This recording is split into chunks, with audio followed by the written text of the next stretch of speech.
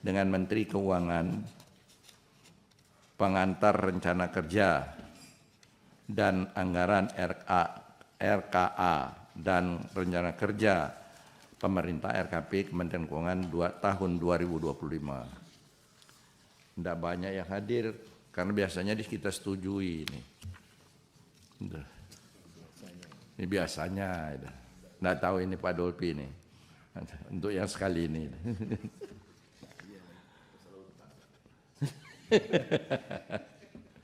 Baiklah Bapak Ibu dan saudara-saudara sekalian, itu apakah ada usulan tentang acara rapat kita hari ini selain dari yang masalah RKP dan RKA Kementerian Keuangan tahun 2025? Kalau enggak ada, acaranya hanya itu, nanti artinya kalau ada pembicaraan tidak boleh keluar dari situ. Setuju? Setuju. Fokus saja. Masa kalau sudah masalah anggaran itu masalah angka biasanya. Ya, oke? Setuju? Setuju. PKS setuju? Baiklah Bapak Ibu dan saudara-saudara sekalian, untuk mempersingkat waktu, itu kita persilakan kepada Ibu Menteri Keuangan untuk memberikan paparannya tentang dua hal tadi itu. Silakan. Terima kasih pimpinan Komisi 11 dan para anggota. Bismillahirrahmanirrahim. Assalamualaikum warahmatullahi wabarakatuh. Selamat pagi, salam sejahtera untuk kita semua. Om Swastiastu, Namo Buddhaya, salam kebajikan. Pimpinan dan anggota Komisi 11 yang kami hormati, izinkan pada pagi hari ini kami menyampaikan rencana kerja dan anggaran Kementerian Keuangan yang terdiri dari rencana kerja yang align dengan RKP dan kemudian draft untuk anggaran Kementerian Keuangan dalam pagu indikatif untuk tahun 2025. Hari ini Pak Wamen untuk beberapa rapat koordinasi yang lain Bapak. Bapak dan Ibu sekalian, 4 hal yang akan kami sampaikan dalam pemaparan pagi ini yaitu mengenai tugas Kementerian Keuangan. Ini perlu untuk kami juga presentasikan kembali setiap tahunnya untuk menunjukkan skop dari tanggung jawab Kemenku, capaian-capaian kinerja. Kemudian bagian kedua mengenai tantangan perekonomian dan kinerja makro yang tentu sangat mempengaruhi tugas dan capaian Kemenku. Dan yang ketiga adalah arah kebijakan makro fiskal yang menjadi tanggung jawab dari Kementerian Keuangan untuk menjalankan sebagai bendahara negara dan pengelola fiskal. Dan keempat, rencana kerja pagu indikatif untuk BA15 tahun 2025. Pertama mengenai tugas, mungkin untuk memberikan refreshing kepada pimpinan dan para anggota, karena ini juga untuk internal kami di Kementerian Keuangan terus harus mengingatkan betapa skop pekerjaan Kementerian Keuangan sebagai bendahara umum negara yang ada di dalam terutama Undang-Undang 17 dan Undang-Undang 1, namun ini tidak hanya 2 undang-undang, ada lebih dari berapa undang-undang di sini nih yang saya hitung 5, 6, 7 23 undang-undang yang di sebelah kiri itu yang mungkin juga di mana Kementerian Keuangan memiliki beberapa hal. Untuk tugas utama yang selalu tiap tahun termaktub di dalam Undang-Undang 17 2023, Kementerian Keuangan bertanggung jawab menyusun kebijakan fiskal, kerangka ekonomi makro yang kita sedang bahas dengan DPR, kemudian menyusun rancangan APBN dan rancangan perubahan APBN, ini nanti untuk 2025 juga sedang dalam penyusunan, mengesahkan dokumen pelaksanaan anggaran, begitu undang-undang sudah diketok kita membuat DIPA-nya, dan melaksanakan pemungutan pendapatan negara, melaksanakan perjanjian internasional di bidang keuangan, melaksanakan fungsi bendahara umum negara atau BUN, menyusun laporan pertanggungjawaban pelaksanaan APBN dan melaksanakan tugas lain di bidang pengelolaan fiskal berdasarkan ketentuan undang-undang. Yang bagian inilah yang kemudian masuk dengan berbagai undang-undang yang lain. Undang-Undang nomor 1 2004 mengenai perbendaharaan negara menunjukkan bahwa Kementerian Keuangan melaksanakan pedoman pengendalian pelaksanaan anggaran negara, penempatan uang negara dan pengelolaan investasi, pengelolaan utang dan piutang negara, penetapan sistem akuntansi dan pelaksanaan pelaporan keuangan negara, kebijakan dan pengelolaan barang milik negara serta menyajikan informasi keuangan negara. Ini yang kita juga laksanakan di dalam pengelolaan keuangan negara. Tugas lain juga dalam Undang-Undang Nomor 1 disebutkan bahwa Kemenku menjadi pembina keuangan Badan Layanan Umum Pemerintah, dan BLU ini jumlahnya sangat banyak di hampir semua KL. Kemudian tugas Kementerian Keuangan yang diatur dalam undang-undang lain, baik yang sifatnya temporer seperti pada saat terjadinya COVID dengan Undang-Undang Nomor 2 tahun 2020, maupun yang kemudian menjadikan Kemenku institusi yang harus melaksanakan tugas seperti Undang-Undang OJK, Undang-Undang Asuransi, Undang-Undang PNBP, Penanaman Modal, Undang-Undang Cukai, SBSN, Undang-Undang BUMN, LPS, Undang-Undang SUN, PBB, Bank Indonesia, PPSP, Undang-Undang Ciptaker, Undang-Undang HPP, Undang-Undang KSSK, PDP, IKN, Pengampunan Pajak, HKPD, P2SK, Akses Informasi Keuangan, Bea Materai, dan Undang-Undang yang diambil dari Perpu nomor 2 tahun 2020 mengenai COVID. Kementerian Keuangan dan Menteri Keuangan juga memegang beberapa ex officio sebagai Komite Stabilitas Sistem Keuangan, Kepala KSSK, sebagai Komite Nasional Ekonomi dan Keuangan Syariah, dan Lembaga Pengelola Investasi. Sebagai Menteri Keuangan juga menjadi gubernur, dalam hal itu mewakili shareholder Indonesia di institusi internasional seperti Bank Dunia, IDB, Islamic Development Bank, ADB, ASEAN Development Bank, IMF, Asia Infrastructure Investment Bank. Juga membina dan sebagai regulator berbagai dari bidang-bidang Special Mission Vehicle. Kami juga mendapat banyak mandat baru terutama dari undang-undang lain seperti pertimbangan Mahkamah Konstitusi untuk perda terkait PKB, pajak alat berat, air permukaan, dan utang serta pajak daerah, evaluasi pajak retribusi daerah dan fiskal nasional, memberikan persetujuan penerbitan obligasi dan sukuk daerah, pembina lembaga pengelola investasi, climate finance, dan pengembangan sektor keuangan berkelanjutan. Itu skop tugas dari Kementerian Keuangan. Dan dalam situasi di mana kondisi makro fiskal semakin kompleks dan menantang, untuk tahun 2022-23 dalam hal ini untuk memberikan sense of magnitude, belanja negara mencapai 3.325. Ini yang dikelola tadi melalui Undang-Undang Perbendaraan dan Undang-Undang Keuangan Negara. Target pendapatan 2.802,2 triliun. Kami mengelola 12.935 triliun pengelolaan aset dan mengelola pengelolaan transfer ke daerah 857,59 triliun. Kita juga mengelola fungsi pembiayaan tahun ini sebesar 648,1 triliun. Setiap hari Kementerian Keuangan menerbitkan SPM, surat perintah membayar, 100.000 per harinya. Dokumen kepabeanan 25.970 per hari, faktur pajak yang kita kelola 6,8 juta pajak dan 1 juta transaksi pembayaran negara. Stakeholder yang harus kita jaga 76 juta WP, dan sekarang ini dengan era digital netizen itu 76 bisa menyampaikan berbagai pandangan setiap saat. 156.000 importir dan eksportir, 82 KL, 19.465 satker, 552 pemda, dan 90 bank persepsi.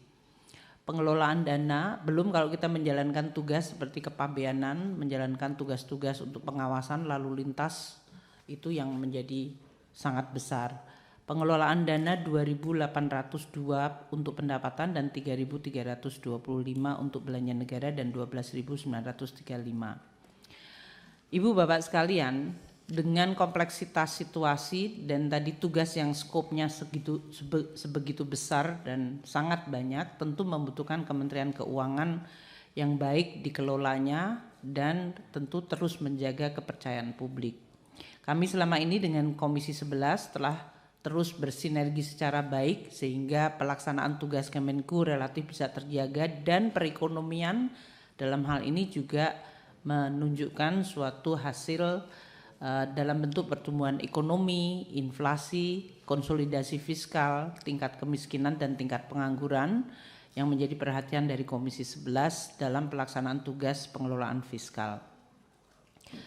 Selama ini dalam situasi shock seperti pandemi dan kondisi dunia yang makin menantang seperti volatilitas komoditas, higher for longer, Kemenku terus menjaga kinerja fiskal secara optimal dalam 3 area tanggung jawab, collecting more, spending better, dan prudent serta inovatif financing. Kalau dari sisi collecting more terlihat penerimaan meningkat baik dalam bentuk dalam hal ini nominal, baik dari sisi perpajakan dan PNBP, kemudian spending better dengan indikator kinerja anggaran kementerian lembaga dan ketimbangan antar daerah yang menurun, dan prudent serta inovatif financing dilihat dari yield kita yang justru mengalami penurunan 7,3 ke 6,62 pada saat dunia sedang mengalami higher for longer. Serta dari sisi pengelolaan keuangan negara, opini BPK yang terus mengalami WTP baik untuk LKPP dan LKBUN serta BA15 tentunya harusnya.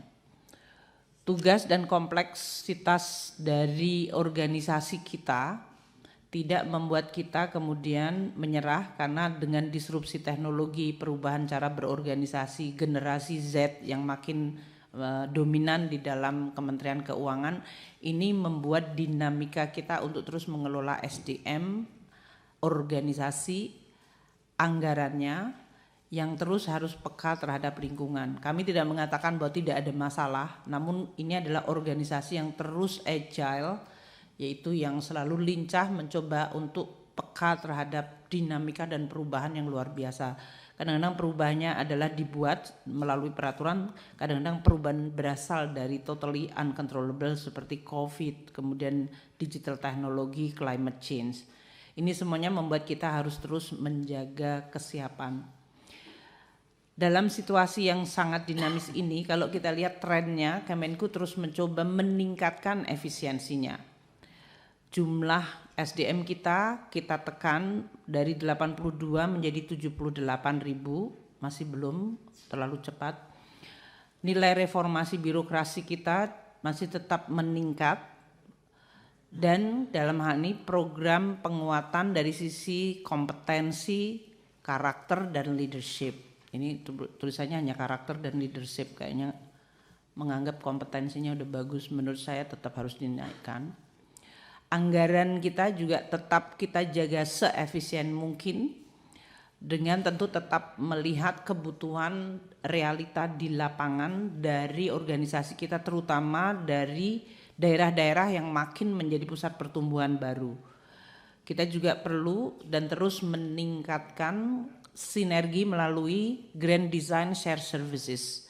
Jadi tidak ada lagi sekarang services yang dibuat oleh masing-masing unit eselon 1, sehingga bisa menimbulkan efisiensi dan reliabilities yang cukup baik, terutama dari sisi digital teknologi dan pengelolaan barang milik negara serta procurement.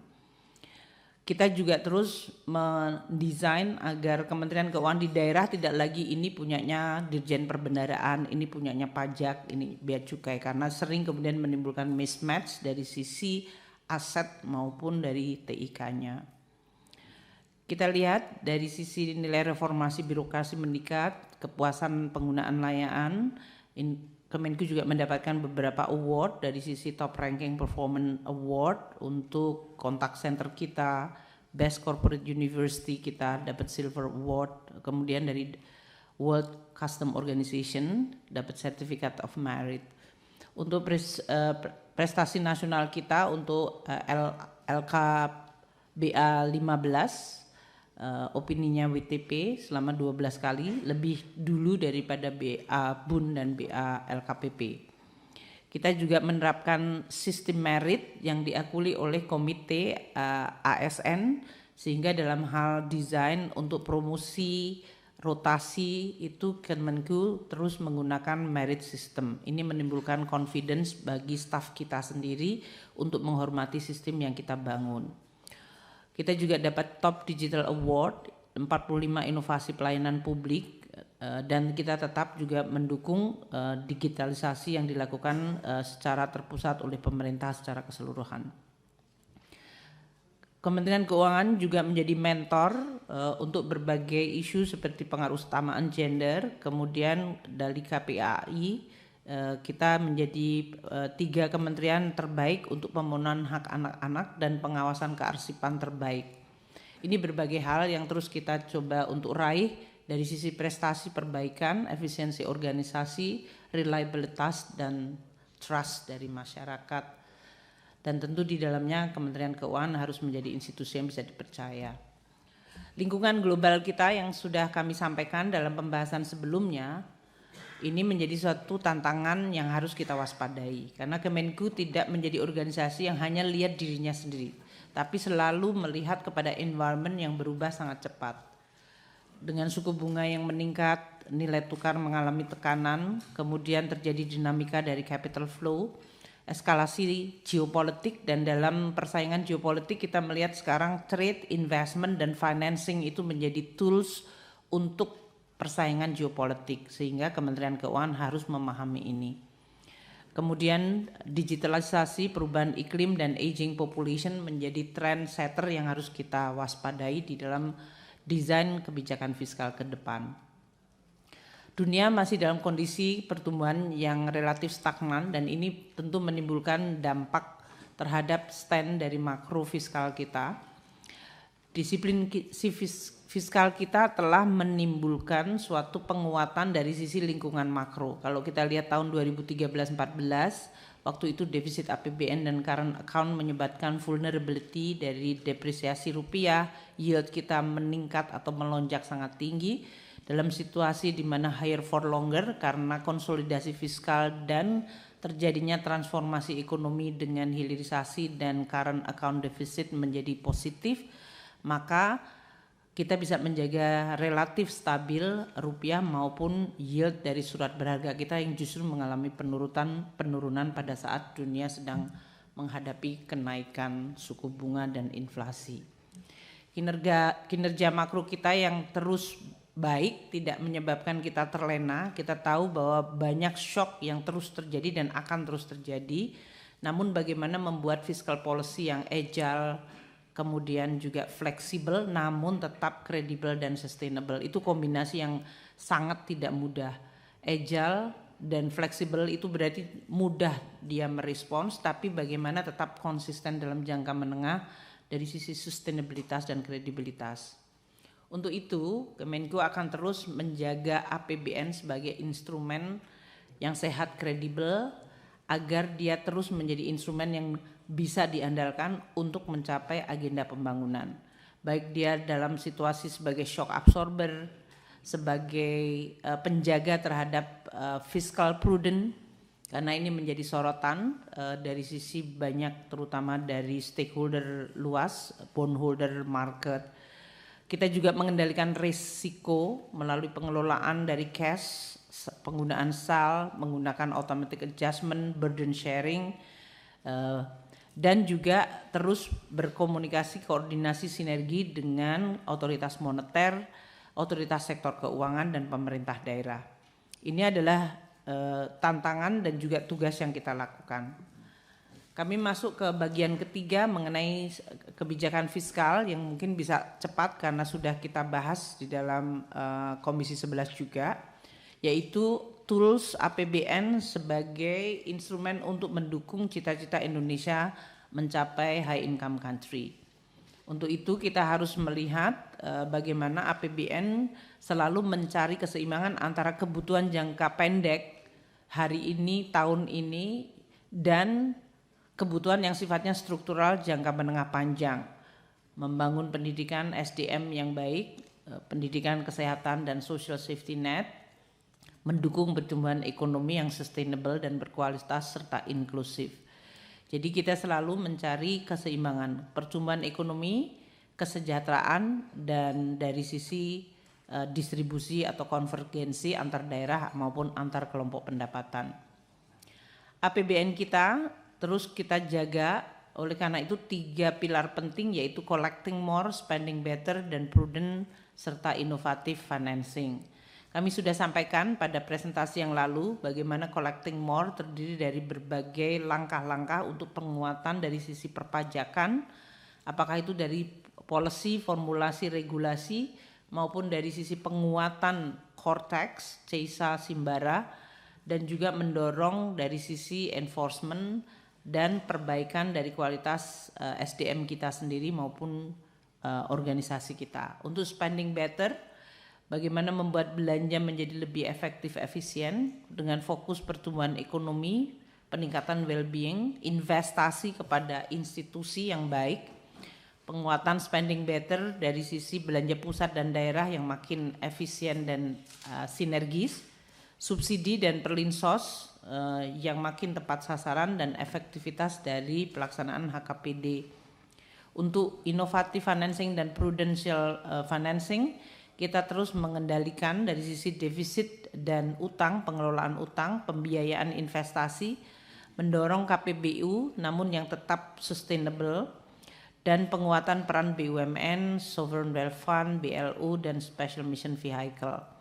Kita membuat buffer pada masa-masa dinamika yang luar biasa pada pasca pandemi dan sekarang ini masih tetap berlangsung dan tentu melakukan kolaborasi dengan otoritas yang lain. Sinergi APBN dan APBD. Interupsi pimpinan sebentar. Sebelum pindah slide Bu Menteri. Izin Pak Ketua. Ya, silakan. Dalam pembahasan kita kemarin dan menjadi kesimpulan dalam rapat kerja kita dengan Ibu Menteri Keuangan juga, collecting more-nya sudah di 12,3 sampai dengan 12,36. Ini kan sudah kita sepakati, ini apa salah ketik, belum disesuaikan, atau bagaimana ini? Mohon klarifikasinya. Salah ketik Pak. Ya. Terlalu fokus karena yang ngurusin ini BA15 mungkin enggak cepat adaptasi dengan kesimpulan kemarin. Kita koreksi Pak Dolfi. Jadi angka-angka ini nanti disesuaikan dengan keputusan kemarin waktu di Komisi 11. Untuk sinergi APBN dan APBD, karena ini juga sangat penting, hampir sepertiga dari belanja kita adalah untuk APBD, masuk ke APBD.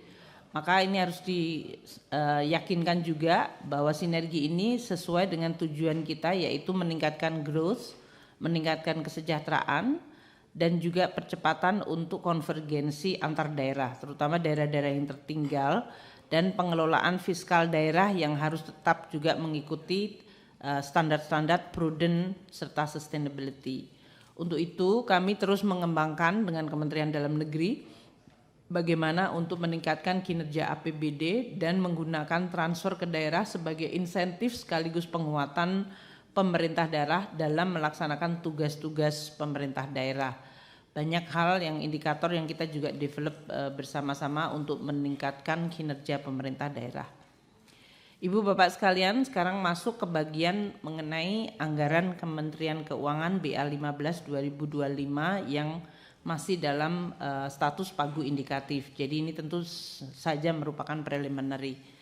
Namun kami ingin tidak meletakkan anggaran dalam bentuk tabel, tapi disesuaikan dengan tadi skop tanggung jawab Kementerian Keuangan yang memang sangat kompleks. Kementerian Keuangan termasuk institusi publik besar yang pertama kali menerapkan balance scorecard, yaitu dengan membuat KPI dan kemudian membentuk dalam bentuk suatu sistem untuk kemudian dimonitor secara ajak dan efektif di dalam organisasi. Dalam balance scorecard, kita semua mengetahui instrumen manajemen itu adalah membagi antara stakeholder perspektif, customer perspektif, internal process, dan learning and growth sebagai suatu organizational being.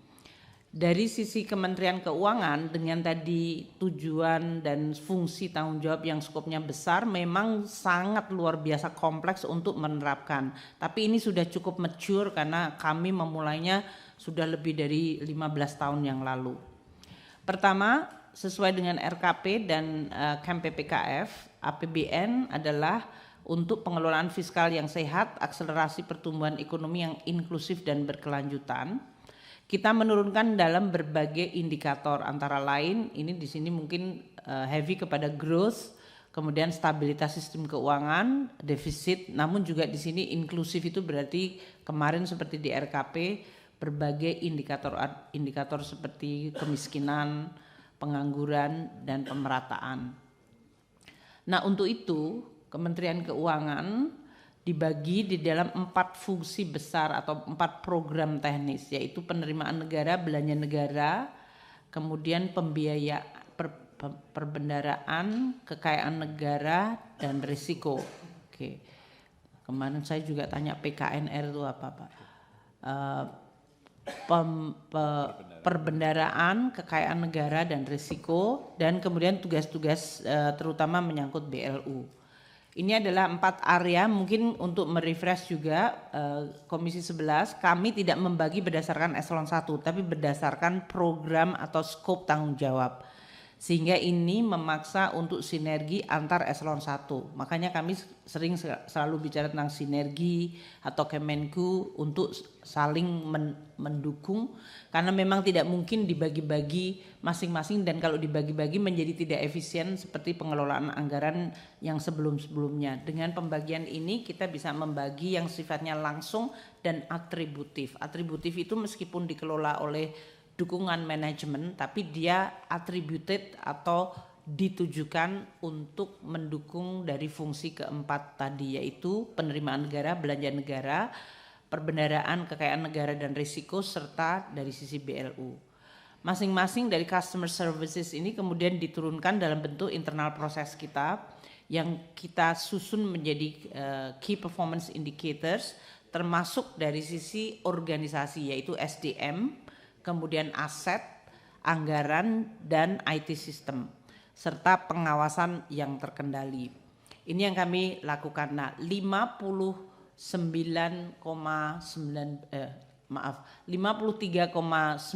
triliun anggaran Kementerian Keuangan 2025 pagu indikatif, ini terdiri dari 42,81 triliun tanpa BLU, dan dengan BLU-nya adalah 10,37. Dan kita lihat di sini bahwa masing-masing untuk fungsinya kelihatannya kecil, namun yang Dukman 40 triliun itu adalah mendukung keseluruhan dari 3 fungsi. Jadi kebijakan fiskal sektor keuangan 59,9 miliar, penerimaan negara 2,38 triliun, namun atribusinya 21,08. Atribusi itu sebetulnya yang dikelola Dukman tapi yang align dan mendukung penerimaan negara. Belanja negara kelihatannya dalam hal ini belanjanya 45,45 miliar rupiah untuk mengelola belanja yang tadi 3.300 triliun. Namun atribusinya adalah dengan dukungan manajemen 262 miliar.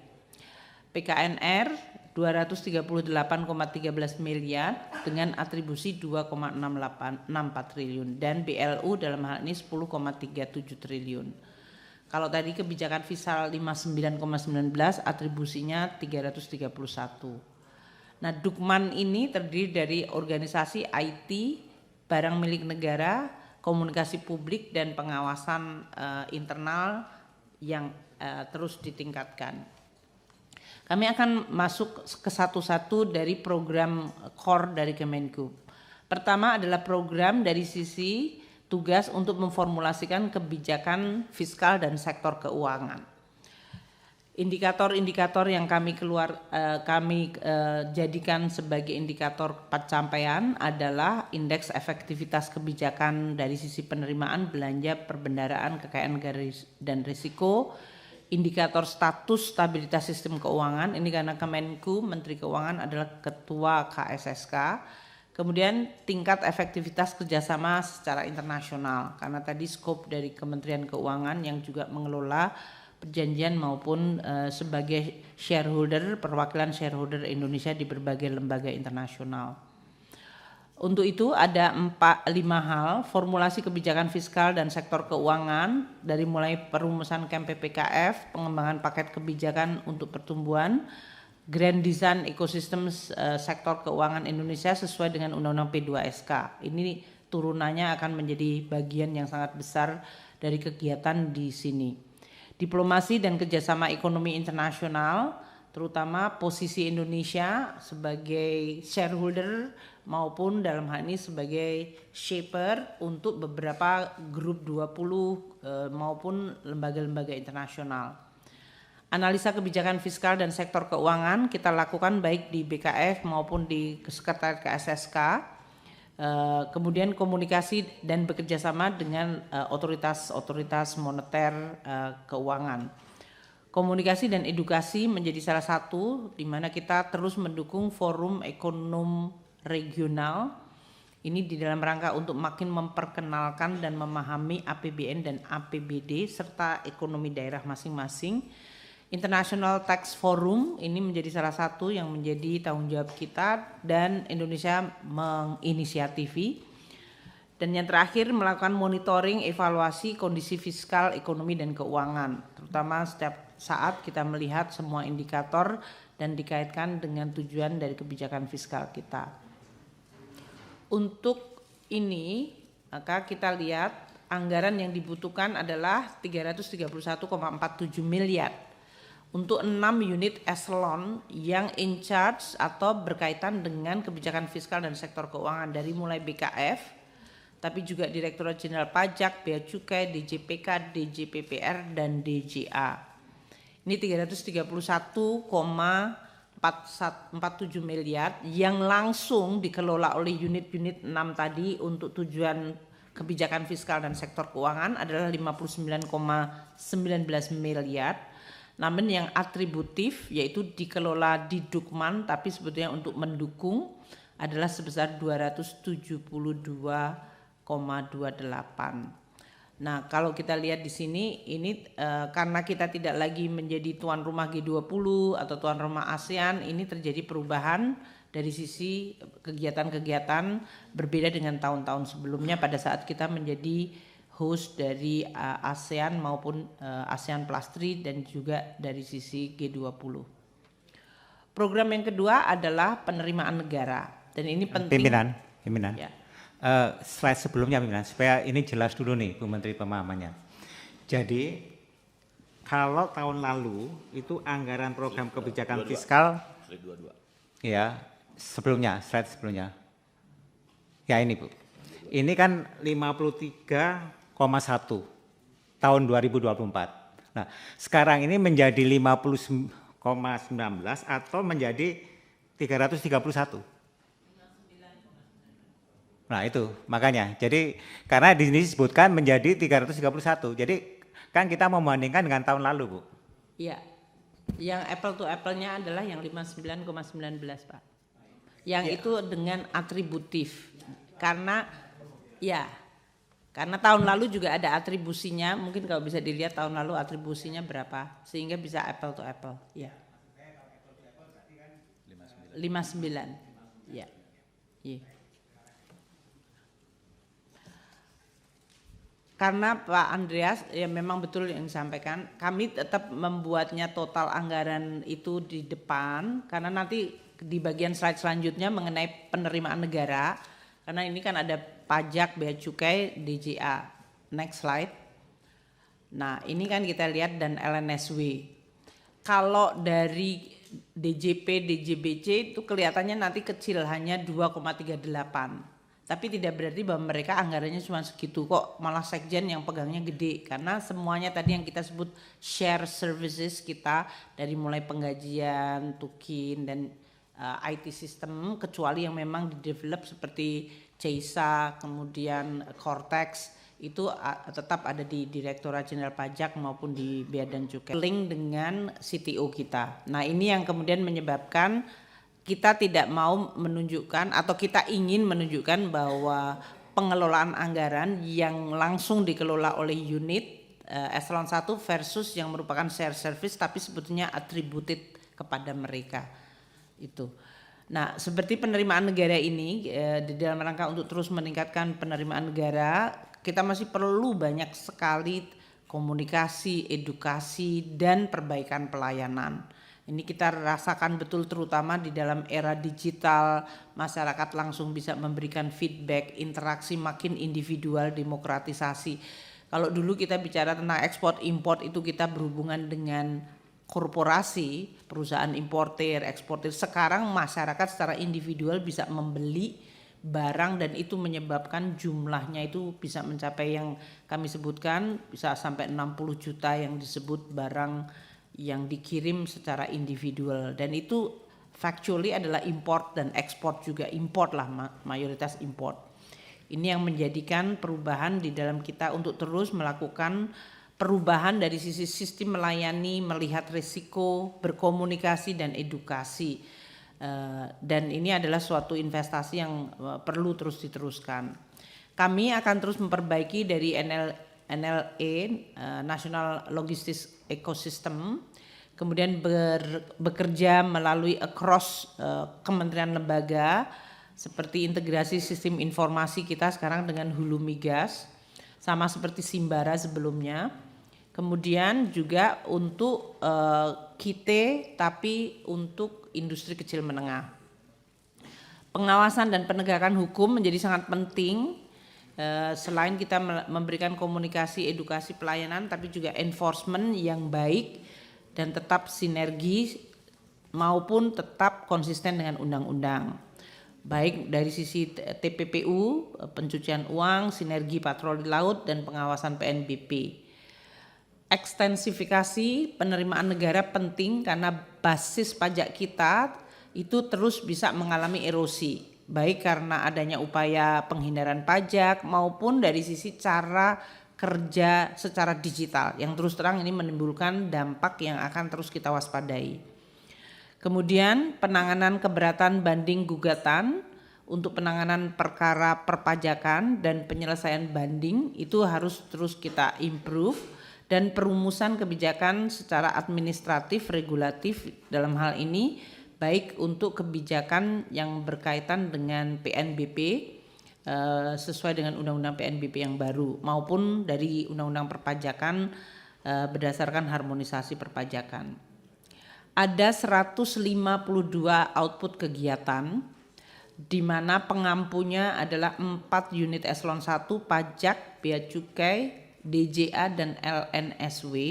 Tadi kami sampaikan program penerimaan negara itu yang langsung dikelola oleh 4 ini 2,38 triliun, namun yang atributif 18,7 triliun sehingga totalnya 21,08. Untuk program yang ketiga yang juga sangat penting yaitu spending better, pengelolaan belanja tadi kalau tahun ini sekitar 3.500 triliun, itu ada 4 kegiatan yang dibutuhkan yaitu dari mulai sinkronisasi pengelolaan anggaran pusat daerah.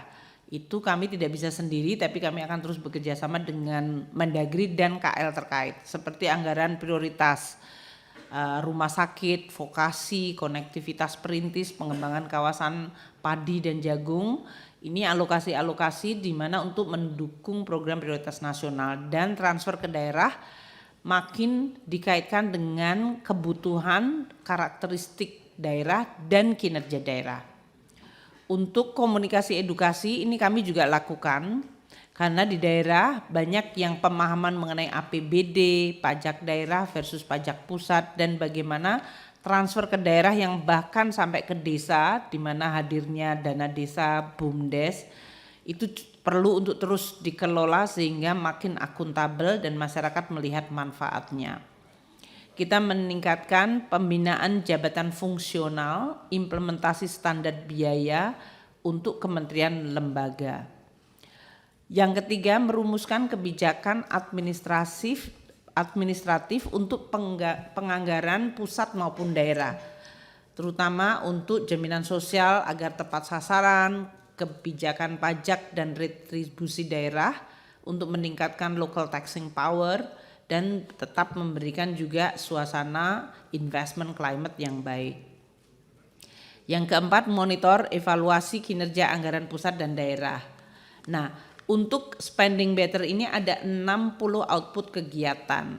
Pagu yang mengelola adalah DJA dan DJPK langsung 2 unit dengan pagu indikatifnya 45,45 miliar yang dikelola 2 institusi ini, namun dari anggaran atributif adalah sebesar 216,61 miliar rupiah. Kemudian bagian yang ketiga, fungsi dari Kementerian Keuangan yaitu sebagai bendahara negara, pengelola kekayaan negara dan mengelola risiko fiskal, PKNR. Ini kita juga mengembangkan 7 kegiatan utama, di mana ketujuh tersebut adalah pengelolaan kas dan pembiayaan negara, terutama untuk mendiversifikasi berbagai instrumen pembiayaan seperti membangun social fund link sukuk, pengembangan instrumen pembiayaan kreatif, dan tentu pengelolaan kas negara, baik kas yang dalam hal ini ditempatkan di BI maupun yang dikelola dalam berbagai instansi pusat investasi. Yang kedua, mengelola risiko negara, termasuk jaminan-jaminan yang kita berikan kepada berbagai proyek maupun BUMN, jaminan untuk transition energy maupun berbagai transformasi ekonomi yang dimana Kementerian Keuangan tidak selalu memberikan dukungan belanja atau insentif fiskal, bahkan sering melakukan penjaminan. Kemudian yang ketiga, mengelola aset baik yang berdasarkan sumber daya alam maupun dalam pemanfaatan asetnya. Yang keempat, menyelenggarakan akuntansi pelaporan keuangan dengan tetap berbasis pada government financial statistic karena ini bisa di-compare antar negara, dan laporan keuangan pemerintah pusat yang kualitasnya juga makin komplit, detail, transparansi yang juga ini dimonitor secara global juga. Kelima, perumasan kebijakan dan keputusan yang sifatnya administratif terkait pengelolaan kekayaan negara. Saat ini sedang disusun RUU mengenai kekayaan negara. Karena diversity dari jenis kekayaan negara yang kita miliki. 6, komunikasi dan edukasi status standarisasi. Ini penting karena masyarakat sering mungkin melihat negara hadir itu dari sisi belanja. Pada saat masyarakat juga melihat bahwa mereka membayar pajak, mereka ingin tahu apa hasil dari pajak itu, sehingga komunikasi, edukasi, termasuk kita melakukan edukasi ke SMP, SMA, sampai ke mahasiswa melalui Olimpiade APBN dan berbagai kegiatan. Oh, ini di sini, tapi di satunya tadi juga. Dan monitoring evaluasi untuk bidang perbendaharaan kekayaan negara. Kami menyusun ALCO regional, di mana ALCO itu Asset Liability Committee untuk kita menyampaikan ke publik pelaksanaan APBN setiap bulannya. Sekarang juga di cascade atau diturunkan ke bawah sehingga makin mengempower kantor-kantor wilayah Kementerian Keuangan, dan ini bekerja sama dengan universitas-universitas daerah. Tentu kami akan senang karena Komisi 11 juga di daerah masing-masing ini bisa untuk bersinergi juga di dalam menjelaskan peranan APBN dan APBD. Dan untuk meningkatkan iklim investasi kinerja investasi pemerintah. Program PKNR ini, PPKNR ada 165 output kegiatan yang membutuhkan anggaran 238,13 miliar. Namun didukung oleh anggaran atribusi sebesar 2,407 triliun, sehingga totalnya yang berkaitan dengan PPKNR baik yang langsung maupun yang atribusi adalah sebesar 2,64 triliun rupiah. Kemudian mengenai dukungan manajemen, ini yang kelihatan angkanya sangat besar yaitu 50,47 triliun, di mana untuk tugas dan fungsi Dukman sendiri adalah 18,5 triliun, namun yang atribusi kepada keempat program yang tadi sudah saya jelaskan adalah sebesar 21,6 triliun dan BLU sebesar 10,37. 666 output kegiatan untuk Dukman ini. Dari mulai SDM dan tata kelola, kami meningkatkan dari pengelolaan TIK-nya, evaluasi organisasi, efektivitas dari kinerja Special Mission Vehicle dan BLU yang ada di bawah Kementerian Keuangan. Kemudian pengelolaan sumber daya manusia, terutama kompetensinya di bidang pengelolaan keuangan negara. Terus terang kami terus mengikuti dan meminta seperti PKN STAN dan rekrutmen dari lulusan universitas-universitas dilihat comparable dengan tantangan yang mereka hadapi, dan oleh karena itu kompetensi yang harus terus diberikan. Dan kita melakukan pengendalian dan pengawasan internal dalam Dukman ini karena risiko organisasi terutama dari sisi risiko real keuangan maupun organisasi dan reputasi ini menjadi sangat penting. Ada 7 tadi yang kami sampaikan kegiatan utama, yaitu pengelolaan sistem teknologi informasi, berbagai upgrade dari sistem yang ada, termasuk pengembangan super aplikasi dari Kemenku. Ini akan kita lakukan. Kemenku juga terus membangun laboratorium forensik digital. SINSW untuk series yang kedua dan CISA 4.0 akan dikembangkan atau terus dikembangkan. Kemudian untuk pengelolaan risiko dan pengawasan internal terutama untuk Inspektorat Jenderal itu untuk terus mengidentifikasi munculnya risiko dari berbagai arah atau sumber termasuk reputation risk. Tidak hanya reputation risk tapi the real financial risk maupun compromise dari sisi integrity Kementerian Keuangan itu perlu untuk terus ditingkatkan. Audit algoritma dengan menggunakan AI itu akan terus ditingkatkan seiring dengan makin berkembangnya teknologi digital ini, dan saber pungli Kemenku juga ditingkatkan. Pengelolaan komunikasi dan informasi ini penting, terutama tadi berbagai kontak center. Banyak dari masyarakat kalau mengeluh melalui berbagai bahkan termasuk dan sering melalui media sosial yang bahkan reference kepada saya bukan pada Kemenku. Jadi kami terus meminta Kemenku untuk meningkatkan dari sisi pintu-pintu dan jendela-jendela untuk mendengar dan mendengarkan keluhan masyarakat. Website Kementerian Keuangan, integrasi dari ekosistem kehumasan di Kemenku itu menjadi sangat penting. Karena masyarakat kadang-kadang tidak bisa membedakan yang mana harus mengeluh kepada siapa. Jadi kita juga perlu untuk makin agile, fleksibel sehingga bisa saling menguatkan. Untuk pengelolaan organisasi SDM, kami karena tadi dengan cascading ke bawah, ALKO ke daerah-daerah makin diperkuat. Itu dibuat regional training center, pelatihan Cortex system, dengan sistem ini yang akan mulai berjalan tahun ini dan tahun depan. Ini membutuhkan banyak sekali persiapan internal, pengelolaan jabatan fungsional di Kemenku, dan juga memberikan kesempatan kepada seluruh pimpinan-pimpinan baik yang di daerah-daerah untuk mendapatkan refreshing training supaya mereka terus meningkatkan kompetensinya dan update dengan perubahan. Legislasi dan litigasi kita lakukan melalui simplifikasi dan digitalisasi produk hukum, menyusun regulasi di bidang keuangan negara dan layanan bantuan hukum. Ini yang sangat penting karena Kemenku juga makin menjadi institusi yang harus menangani banyak bahkan di luar skop kita. Di banyak kasus MK, MA kami sering harus mewakili pemerintah bersama KL yang lain sehingga frekuensinya itu luar biasa banyak.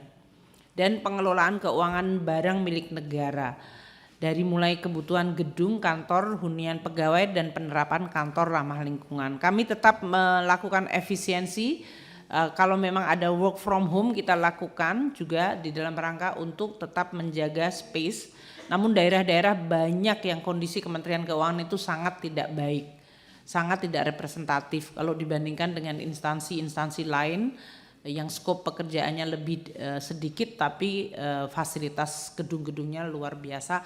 Kemenku menjadi perlu untuk meningkatkan, tidak dalam rangka untuk berkompetisi tapi untuk memberikan kepastian pada anak buah kita bekerja secara baik dan perform. Untuk Special Mission Vehicle, ini Kemenku membawai cukup banyak BLU maupun SMV yang cukup diverse.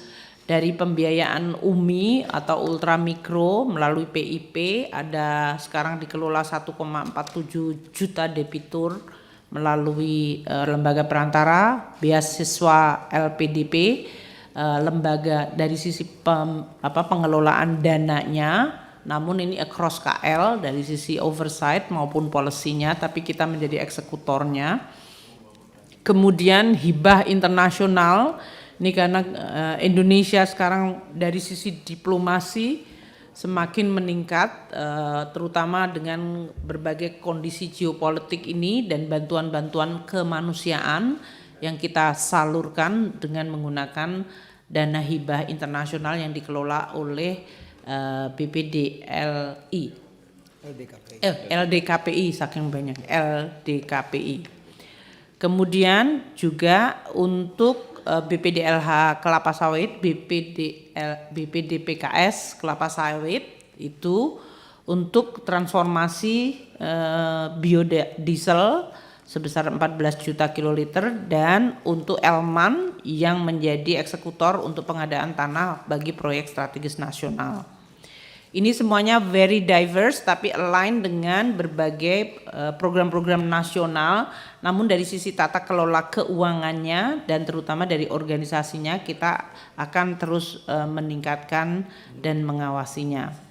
Untuk itu tadi 50,47 triliun termasuk BLU yang 10,37 triliun, untuk TUSI Kemenku sendiri 18,5 triliun dan atribusinya 21,6 yaitu yang mendukung 4 program lainnya, dan BLU secara terpisah 10,37. Jadi kalau kami bisa sampaikan pagu indikatif Kemenku tahun 2025 adalah sebesar 53 triliun 195 miliar 338 Pimpinan.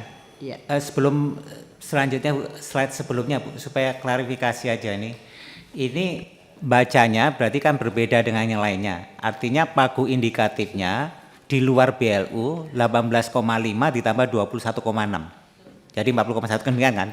Karena yang lainnya kan atributifnya enggak masuk pagu indikatif. Ya ini supaya clear aja.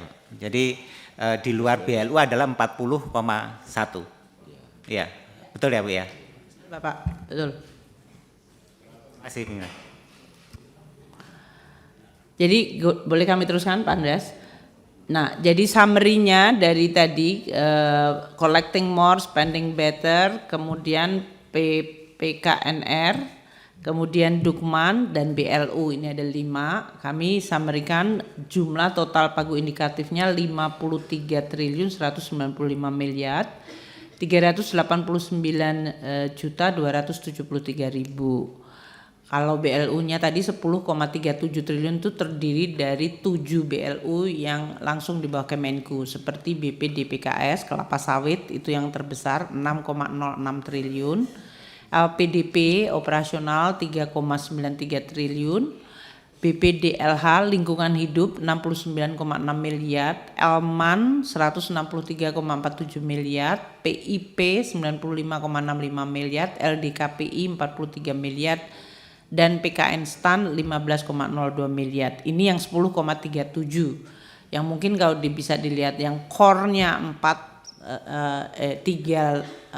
program Kemenku yaitu collecting more, spending better, dan tadi pembiayaan, perbendaraan serta kekayaan negara serta Dukman adalah yang tadi.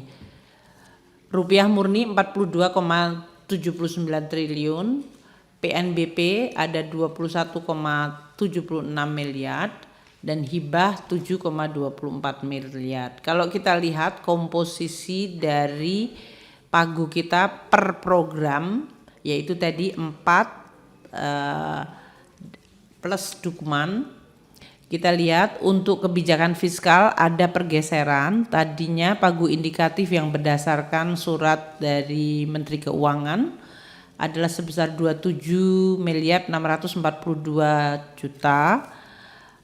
Kami melakukan pergeseran program menambahkan 31 miliar 550 juta sehingga untuk kebijakan fiskal kita usulkan ke Komisi 11 sebesar 59.692.605.000. Untuk penerimaan negara yang tadinya 4.680.820.080.000, kita lakukan pergeseran pengurangan sebesar 2.231.361.897.000, sehingga untuk penerimaan negara pagu indikatif menjadi 2.386.458.201.000. Untuk belanja negara yang tadinya 26.839.000, kita tambahkan 19.243.000.000 rupiah, sehingga totalnya menjadi 45.452.843.000. Untuk PPKNR yang tadinya 253.584.888.000 dikurangi, terjadi pergeseran 15.445.102.000 menjadi 238.139.786.000. Nah, Dukman mengalami pergeseran 48.281.412.112.000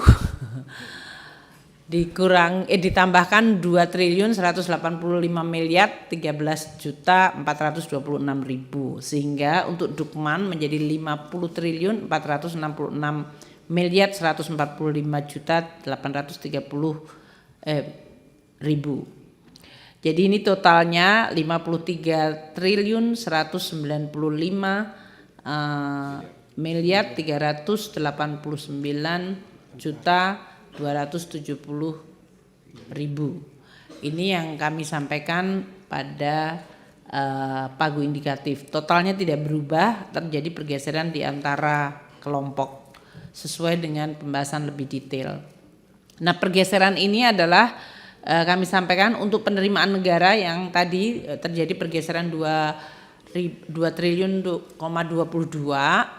itu adalah pergeseran yang untuk kebijakan fiskal mendapatkan tambahan di dalam rangka untuk menyusun berbagai kebijakan penerimaan negara seperti insentif perpajakan, peraturan di bidang PPH, free trade agreement, optimalisasi local taxing power. Ini sesuai mandat undang-undang di mana beban bobotnya menjadi meningkat di dalam penyusunan kebijakan dan pelaksanaan dari undang-undang maupun berbagai tantangan untuk mengelola insentif yang muncul yang harus terus dijaga. Untuk PKNR 569 juta adalah untuk penjaminan pemerintah terutama transformasi ekonomi di dalam rangka aksesi Indonesia masuk OECD. Ini banyak sekali persiapan dan penyusunan nota keuangan untuk undang-undang APBN atau APBNP.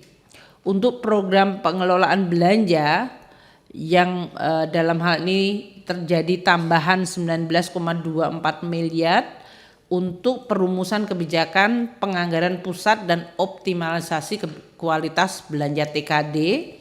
Kapasitas pengelolaan keuangan daerah terus perlu untuk kita tingkatkan, pembangunan daerah dengan pembiayaan daerah yang perlu dipercepat tadi dalam rangka konvergensi antar daerah dan merumuskan kebijakan untuk pengelolaan keuangan dari kementerian lembaga. Dukman yang mendapatkan 2,18 triliun tambahan ini yang tadi pergeseran dari penerimaan negara adalah untuk program penguatan penerimaan. Jadi walaupun itu menjadi Dukman tapi tetap sebetulnya untuk penerimaan negara untuk pelatihan implementasi Cortex System. Ini terutama karena akan terjadi pelatihan sangat masif di Direktorat Jenderal Pajak. Kemudian e-audit DJP, Laboratorium Forensik Digital. Kemudian ada Asset Management Recovery, pembangunan sistem penanganan pelanggaran bidang penerimaan negara. Dan pemeliharaan sistem informasi perpajakan, pengembangan CISA, serta operasi pengawasan kepabeanan dan cukai. Kemudian untuk PKNR, atribusi dari Dukman 14,87 miliar seperti untuk auction corner, kemudian pengembangan SIMAN, sistem informasi hulu migas, dan sistem informasi manajemen piutang negara. Dengan demikian tadi pergeseran sebetulnya lebih kepada atribusi dan beberapa memang kegiatan yang perlu untuk kita sampaikan kepada Komisi 11. Ini adalah pagu indikatif per fungsi dan per program. Kalau kita lihat fungsi pelayanan, fungsi ekonomi dan fungsi pendidikan, sebagian besar adalah untuk pelayanan karena memang kita berhubungan dengan masyarakat langsung, berinteraksi melalui berbagai dari mulai kebijakan fiskal, penerimaan negara, belanja negara, perbendaraan dan Dukman. Ini totalnya adalah 53 triliun tadi, 48,87 triliun adalah untuk pelayanan umum. Sedangkan yang fungsi ekonomi 251 miliar dan fungsi pendidikan sebesar 4 miliar. Untuk pagu indikatif per unit eselon 1 terlihat di sini. Jadi kelihatan tilt besar di Sekjen karena tadi Dukman itu atribusi tapi sebetulnya. Jadi walaupun anggarannya besar tapi itu atribusi kepada unit eselon 1 yang lain. Kalau dari ke-7 tadi kelima fungsi yang kita sampaikan untuk kebijakan fiskal mayoritas kalau kita lihat di Sekjen tadi adalah untuk Dukman, dan kalau untuk Irjen juga mayoritas Dukman termasuk resiko, totalnya 67 miliar 160 juta. Untuk DJA totalnya adalah 78 miliar 401 dalam hal ini, untuk Dukmannya sendiri 53,3 miliar. DJP dalam hal ini mengelola 6,879 triliun. Dari sisi Dukmannya sendiri adalah 5,43 triliun. Bea cukai 3,518 triliun, Dukmannya adalah sebesar 2,57 triliun. DJ perimbangan keuangan 81,05 miliar, 47,7 miliar adalah untuk Dukmannya. Sedangkan DJ PPR 121 miliar 939 juta, ini juga 89 miliar adalah untuk Dukmannya. Untuk perbendaraan karena punya kantor vertikal terlihat angkanya 7,7 triliun, di mana 7,6 triliun sendiri adalah untuk Dukman. DJKN 155 miliar, 723 miliar adalah untuk Dukmannya. BPPK dalam hal ini 553,699 miliar, di mana 553,69 itu semuanya adalah dalam bentuk Dukman. PKF dengan 78,38 miliar, 44,46 adalah untuk Dukman. LNSW 86,55, dalam hal ini 78,47 adalah untuk program dukungan manajemen. Jadi kalau kita lihat di sini dari total 53 triliun 195 miliar 389 juta, 50,466 triliun adalah untuk program Dukman, dan selebihnya adalah berdasarkan masing-masing tadi, yaitu kebijakan fiskal 59,19 miliar, pengelolaan penerimaan negara 2,338 triliun, belanja negara 45,452 miliar, dan program untuk pengelolaan perbendaharaan kekayaan dan risiko adalah 238,13 miliar.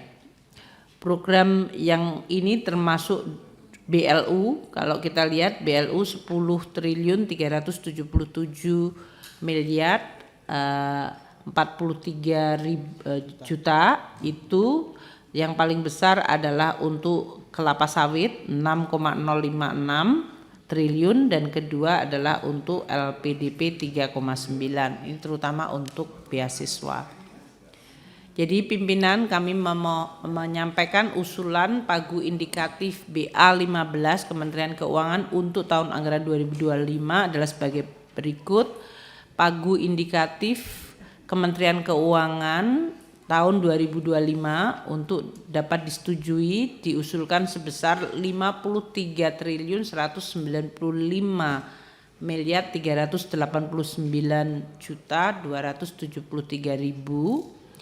Berdasarkan sumber dananya rupiah murni 42 triliun 789 miliar 337 juta 36.000. Untuk PNBP sebesar 21 miliar 763 miliar juta 761.000, hibah 7 miliar 244 juta 954.000 dan BLU 10 triliun 377 miliar 43 juta 522.000. Kalau berdasarkan fungsi tadi telah kami sampaikan, pelayanan umum mayoritas 48 triliun 873 miliar 683 juta 97.000, fungsi ekonomi 251 miliar 799 juta 890.000 dan pendidikan 4 triliun 69 miliar 906 juta 286.000. Demikian pimpinan yang kami sampaikan. Atas perhatian pimpinan dan anggota Komisi 11 kami ucapkan terima kasih. Wassalamualaikum warahmatullahi wabarakatuh. Waalaikumsalam warahmatullahi wabarakatuh. Bapak Ibu dan saudara-saudara sekalian, apakah perlu ini kita putar? Diputar aja. Oke. Kami persilakan Pak Andreas. Baik, terima kasih. Oke, mengingatkan aja Bu, tahun lalu kita minta sebenarnya perbandingan selalu dengan tahun sebelumnya Bu, supaya mudah. Baik itu program maupun di antar unitnya, sehingga kita nggak nyari-nyari membandingkan gitu ya. Terus kemudian saya juga kalau saya banding-bandingkan itu memang banyak sekali, ini banyak sebetulnya dibandingin tahun lalu, kalau saya nggak salah ngitung itu malah anggarannya turun nih. Nah ini mohon untuk penjelasan, seperti contohnya di program pengelolaan penerimaan negara, kalau tahun lalu 2,477 sekarang menjadi 2,38. Ya ini beberapa turun nih. Jadi tapi kemudian naiknya di mana nih? Apakah di BLU-nya yang naik dan seterusnya. Jadi kalau ada perbandingannya itu akan lebih mudah bagi kita untuk mentris. Kemudian yang kedua, ya itu mengenai penerimaan negara tadi Bu. Ini kita belum melihat nih ada program khusus untuk Direktorat Jenderal Bea Cukai yang sekarang ini menjadi banyak sorotan Bu. Kalau saya lihat masih belum kelihatan ya, hanya pelayanan komunikasi, edukasi, ekstensifikasi. Karena kita lihat sebetulnya dengan model bisnis yang baru seperti bisnis online dan segala macam, kemudian juga dengan pendekatan yang berbeda, ini mungkin ya tentu ada satu katakanlah perubahan mendasar gitu. Nah ini yang kita belum melihat nih nampak di dalam program ini. Terus yang ketiga itu yang tadi Bu, yang menaik yang terakhir itu slide tadi antara pagu indikatif yang di sini ada halaman 30 nih Bu. Bagaimana menjelaskan supaya ini kita clear ya, terutama juga untuk publik. Programnya sendiri kalau kita lihat dari anggaran 53,195 itu dukungan manajemennya 50,4 triliun. Programnya sendiri nggak sampai 3 triliun. 2,nya. Bagaimana kita menjelaskannya itu? Ini seperti kalau di dalam perusahaan itu kan ada ini istilahnya itu yang fixed cost, ada yang ini mana yang sebetulnya itu fixed cost seperti gaji pegawai dan seterusnya, mana yang istilahnya itu di luar ini. Karena kalau tidak ini kan jadi jadi istilahnya loh programnya sendiri kok cuma sekian triliun, dukungan manajemennya 50 gitu.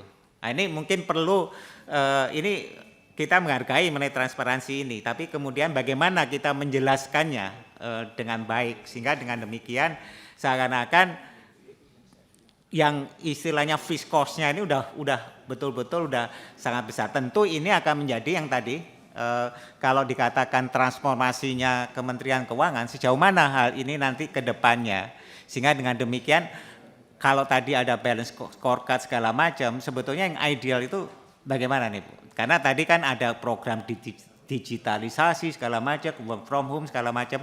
Nah, tentu ini akan menjadi pertanyaan. Terus yang terakhir adalah apakah di dalam anggaran ini sudah memasukkan kalau nantinya Kementerian Keuangan tahun depan beberapa unitnya pindah ke IKN Bu? Karena itu kan membutuhkan satu mobilitas tersendiri. Apakah di dalam anggaran ini sudah termasuk? Saya kira demikian pimpinan. Terima kasih.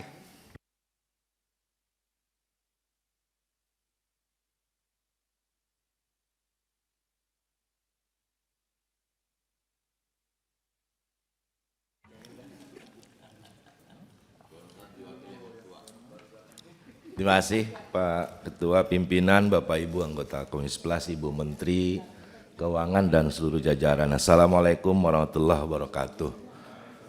Selamat siang, salam sejahtera untuk kita sekalian. Ini kan masih pengantar ya, nanti pendalaman dengan eselon 1. Tetapi memang persis tadi Bu, saya kira saya tidak hanya butuh untuk diperbandingkan dengan 2024. Program dan anggaran 2024. Lebih jauh sesungguhnya kita berharap juga sudah ada proyeksi nanti capaian sampai akhir tahun 2024 gitu. Baru kemudian kita agak lebih mudah nanti untuk masuk ke 2025. Nanti mungkin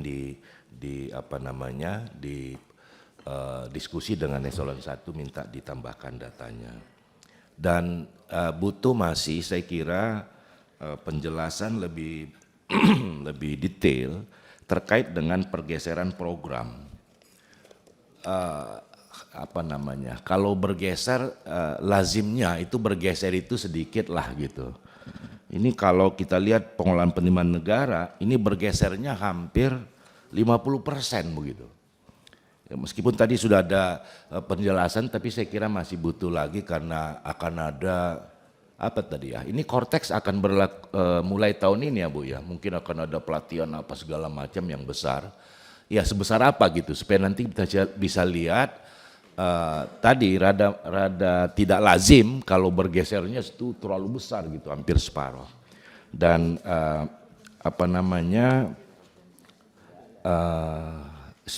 special mission ini tadi belum mendapat penjelasan dari Bu Menteri, nanti saya kira di pendalaman special mission ya, tadi saya kira belum mendapat penjelasan yang cukup.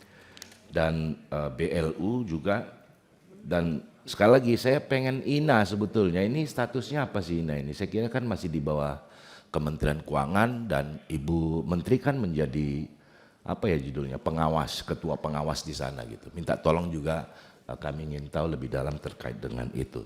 Di samping BLU yang di bawah Kementerian Keuangan.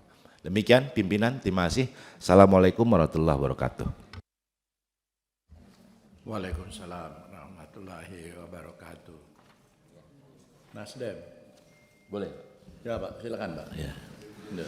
Kalau ketua bilang boleh ngomong, kalau enggak ya udah kita ikut aja Pak. Kasih Pak Kahar yang baik hati, Pak Dolpi, Pak Ibu Menteri Keuangan, Pak Sekjen, Pak Dirjen dan staf jajaran Menteri Keuangan. Pertama saya mengapresiasi bahwa dari LHP laporan pemeriksa keuangan dari BPK bahwa di akhir masa Ibu Sri Mulyani sudah 7 kali dapat WTP.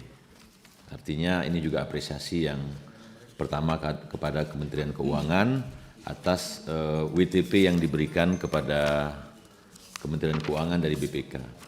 Cuma memang ada beberapa catatan di temuan BPK nih Bu yang mungkin harus segera ditindaklanjuti. Khusus kurang lebih ada 14 temuan Bu dari catatan kami. Memang yang sangat krusial itu yang kemarin diskusikan dengan Pak Dolpi adalah penyelesaian piutang negara pemberian pinjaman tidak sesuai dengan optimal.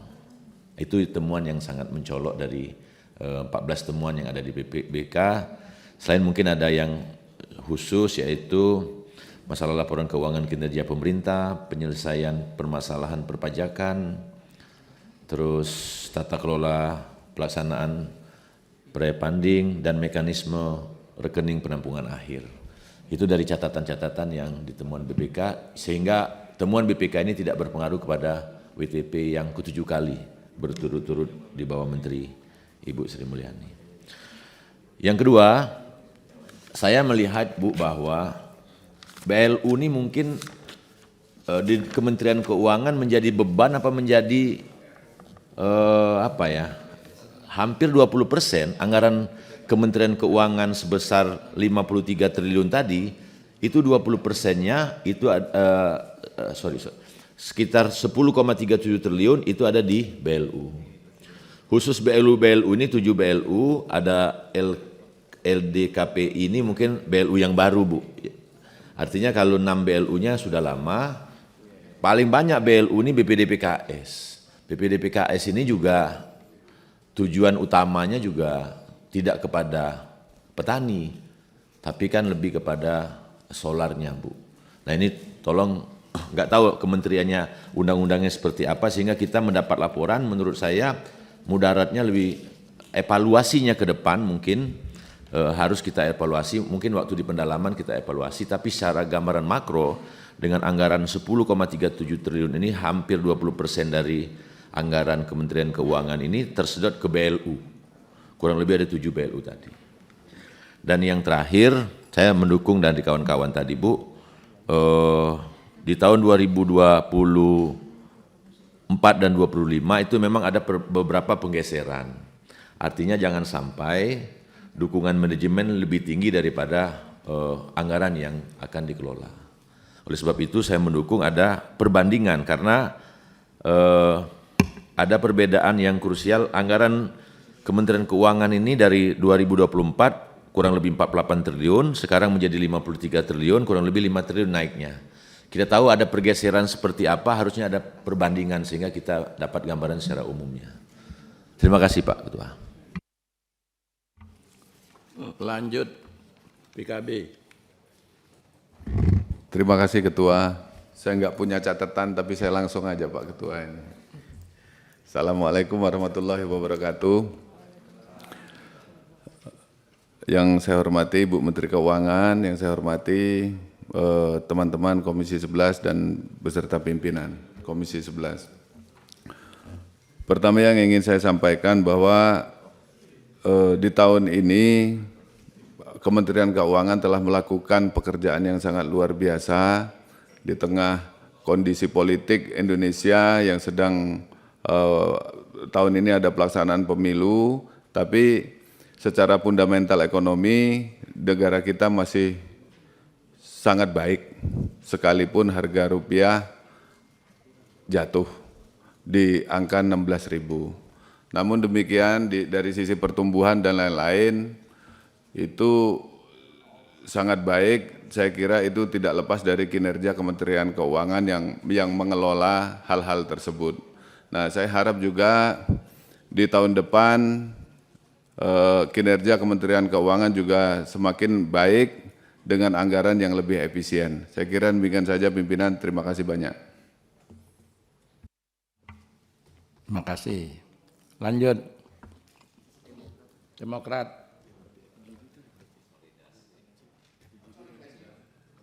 Konsolidasi. Jatah belum jelas. PKS. Terima kasih Ketua. Assalamualaikum warahmatullahi wabarakatuh.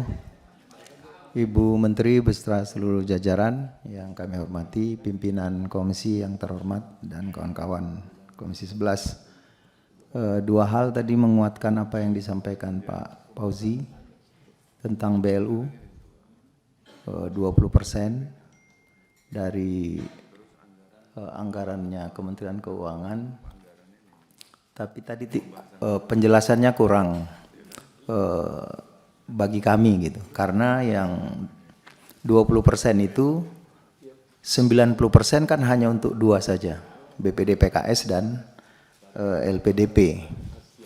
Yang lainnya, yang 5 lagi itu sebenarnya hanya kecil-kecil, jadi perlu penjelasan karena BPD PKS ini bagi masyarakat terutama di kalangan petani sawit ini menjadi harapan bagi mereka, tapi ternyata kan lebih kepada program pengadaan solar. Jadi perlu penjelasan terkait masalah penggunaan yang 90% BLU ini untuk 2 BLU. Yang kedua,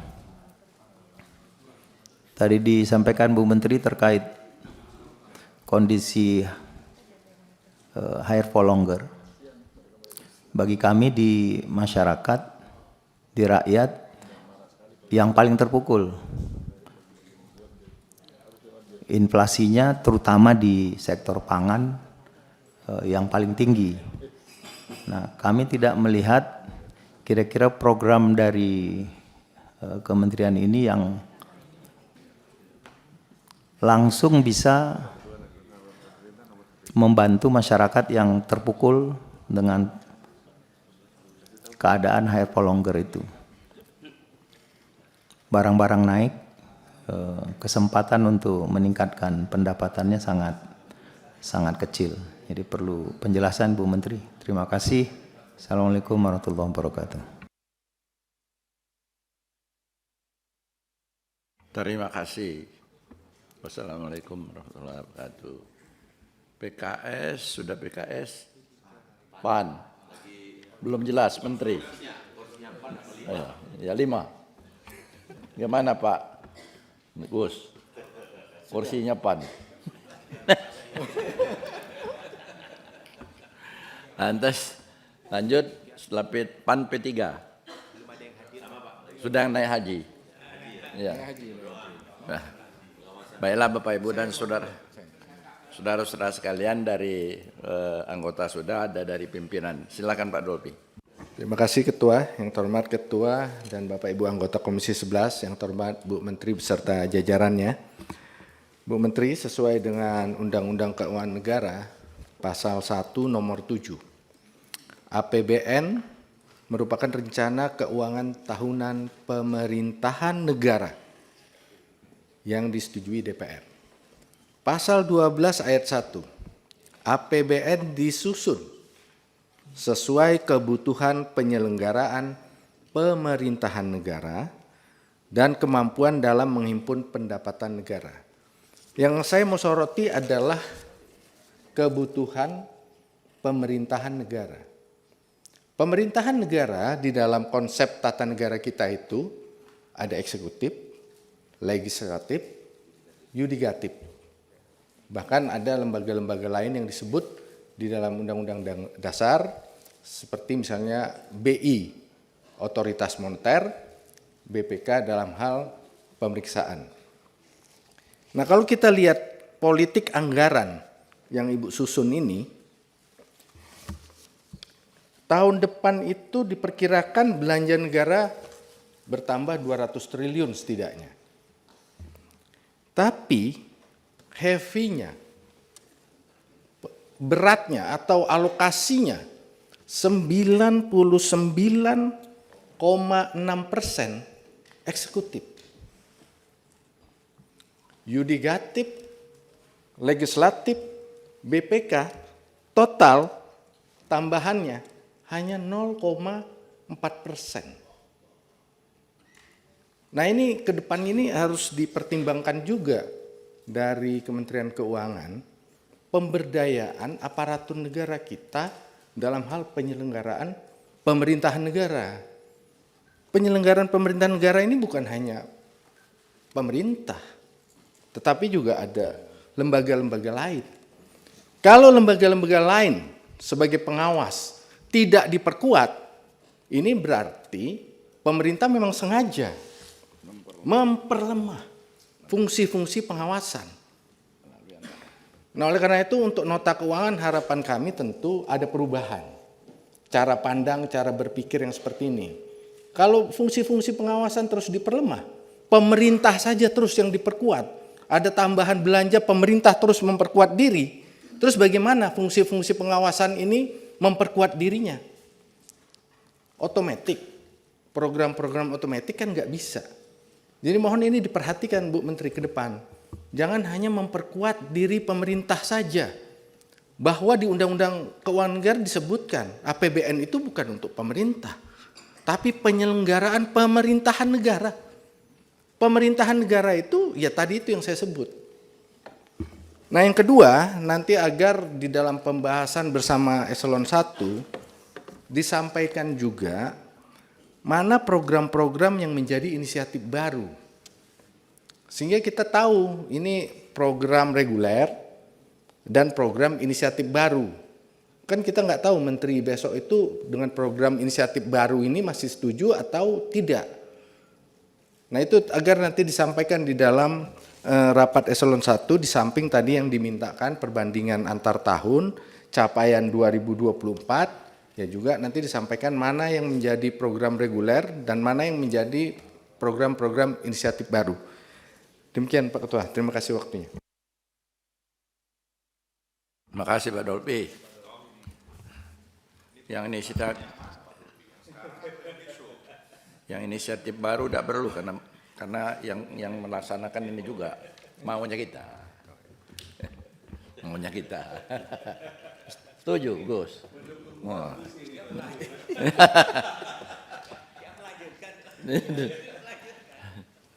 Baiklah Bapak Ibu dan saudara-saudara sekalian, itu beberapa pertanyaan, saran, dan usulan.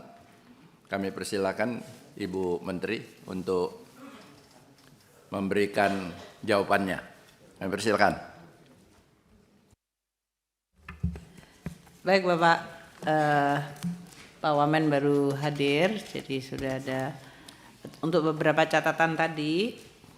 Pertama untuk tabel perbandingan nanti kami sampaikan Pak Andreas dan tadi juga Gus Irawan menanyakan untuk perbandingannya untuk masing-masing. Pertama unit Eselon 1 dan tadi program, karena programnya seperti pendapatan negara, belanja negara, kemudian PP perbendaraan kekayaan negara dan resiko serta Dukman untuk bisa diberikan, termasuk tadi yang disampaikan oleh Pak Dolfi mengenai program reguler dan program inisiatif. Kami akan menyampaikan juga tadi yang disampaikan oleh Pak Andreas, cara membaca mengenai yang disebut program atributif versus program dari intinya, karena kami menyadari ini presentasi seperti ini bisa misleading sih Pak. Itu kan sebetulnya dari awal kami sebetulnya sudah 2 tahun anggaran atau 3 tahun anggaran kita menggunakan metode ini. Itu kami mengantisipasi akan bisa disalah mengertikan seolah-olah Kemenku itu beban di Dukman. Sehingga memang kita menyebutkannya adalah Dukman atributif. Jadi seolah-olah Dukman tapi atributif. Pak Fauzi saya ikut selfie dong Pak. Nanti saya duduk di situ. Nah, oleh karena itu Pak Andreas, kami sampaikan juga bahwa mungkin tidak seperti korporasi, tapi kalau korporasi kan kita juga bisa melakukan sentralisasi dari fungsi-fungsi korporat. Sehingga tidak masing-masing memiliki fungsi sendiri-sendiri, katakanlah marketing sendiri, production sendiri, kemudian keuangan sendiri. Jadi mereka bisa mencentralize. Nah, untuk ini kita juga sama. Kalau ini adalah suatu manajemen yang kita sebutkan tadi share services. Jadi dulu mungkin Pak Andreas ingat tahun lalu saya sampaikan bayar gaji dulu itu masing-masing unit eselon 1 memanage sendiri-sendiri. Sehingga kita punya jumlah orang kalau salah sampai sebanyak satker itu berarti sampai 1000.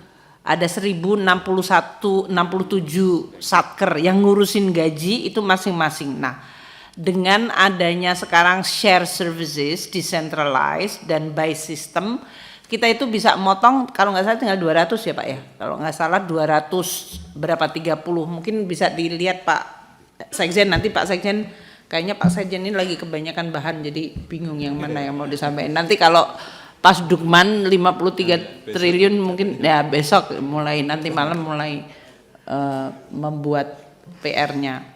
Tapi ini saya ingat banget karena tahun lalu kami menggunakan contoh itu. Jadi share service seperti pembayaran gaji yang tadinya dilakukan oleh masing-masing unit eselon 1 dengan diversifikasi seperti pajak yang paling besar, bea cukai, kemudian perbendaraan yang jumlah stafnya banyak, tapi kemudian yang lain kita sekarang centralize menjadi satu sistem, ini juga kemudian mengurangi jumlah orang dan juga kemudian menimbulkan efisiensi. Demikian juga waktu procurement, pengadaan laptop dan yang lain-lain itu kita centralize sehingga ini juga bisa mendapatkan bargain yang jauh lebih bagus.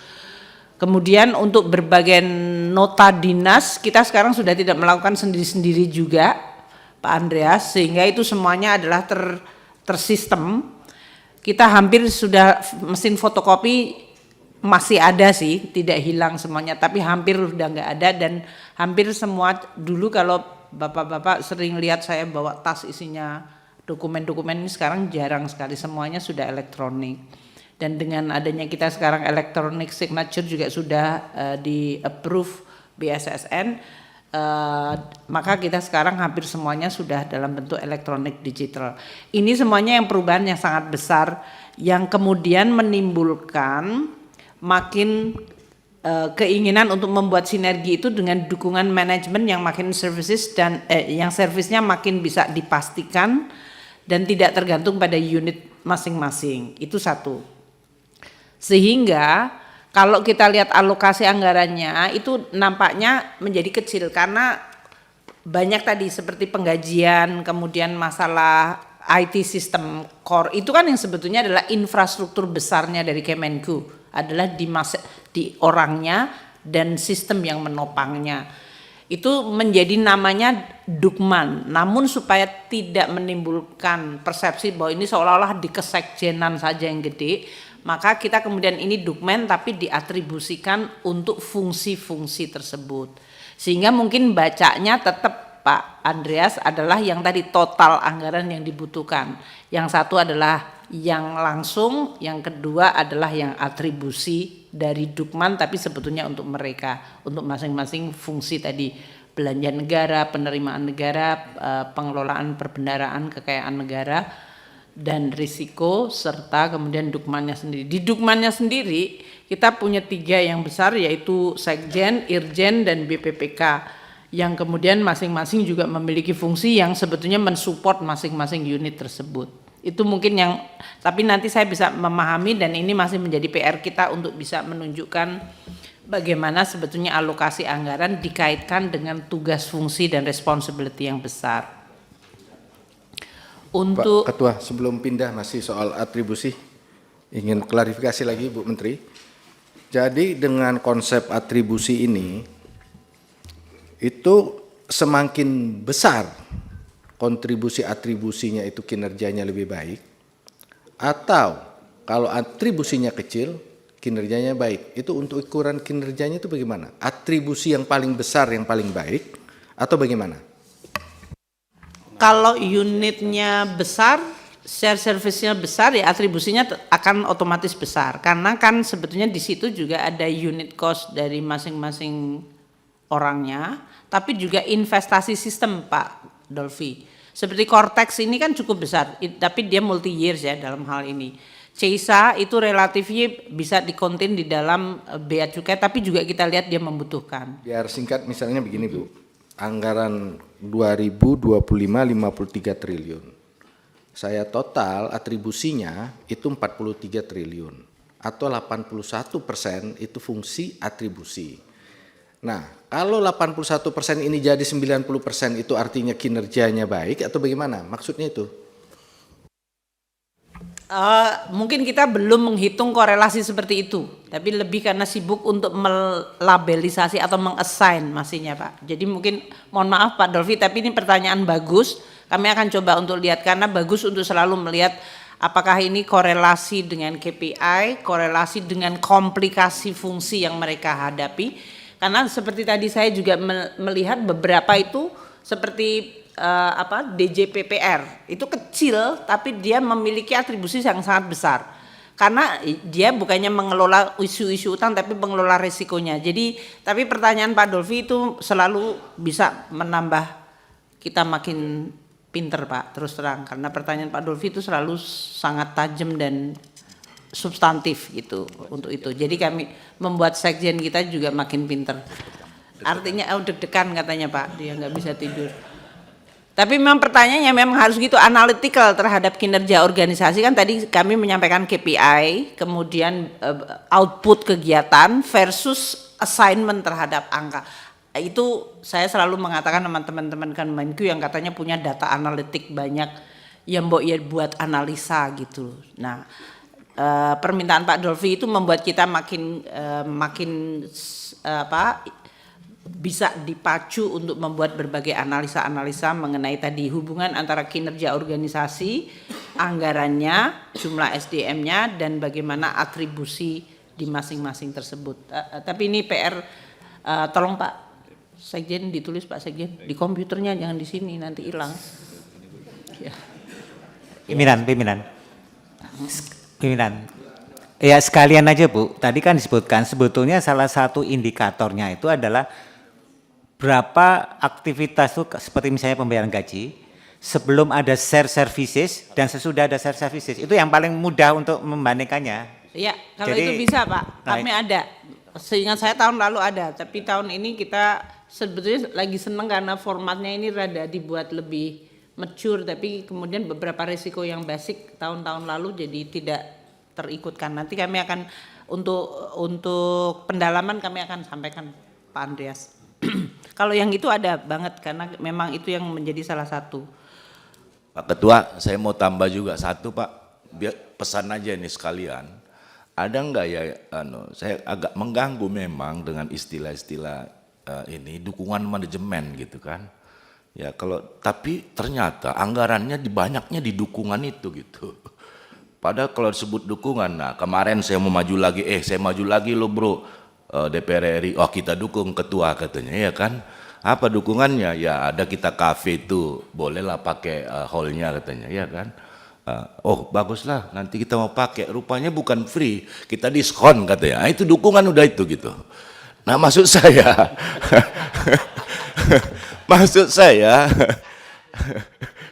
saya akuntan Bu, kalau udah nggak dapat di mana-mana itu di dukungan, di lain-lain gitu. Biaya lain-lain, pendapatan lain-lain gitu, itu kan dukungan.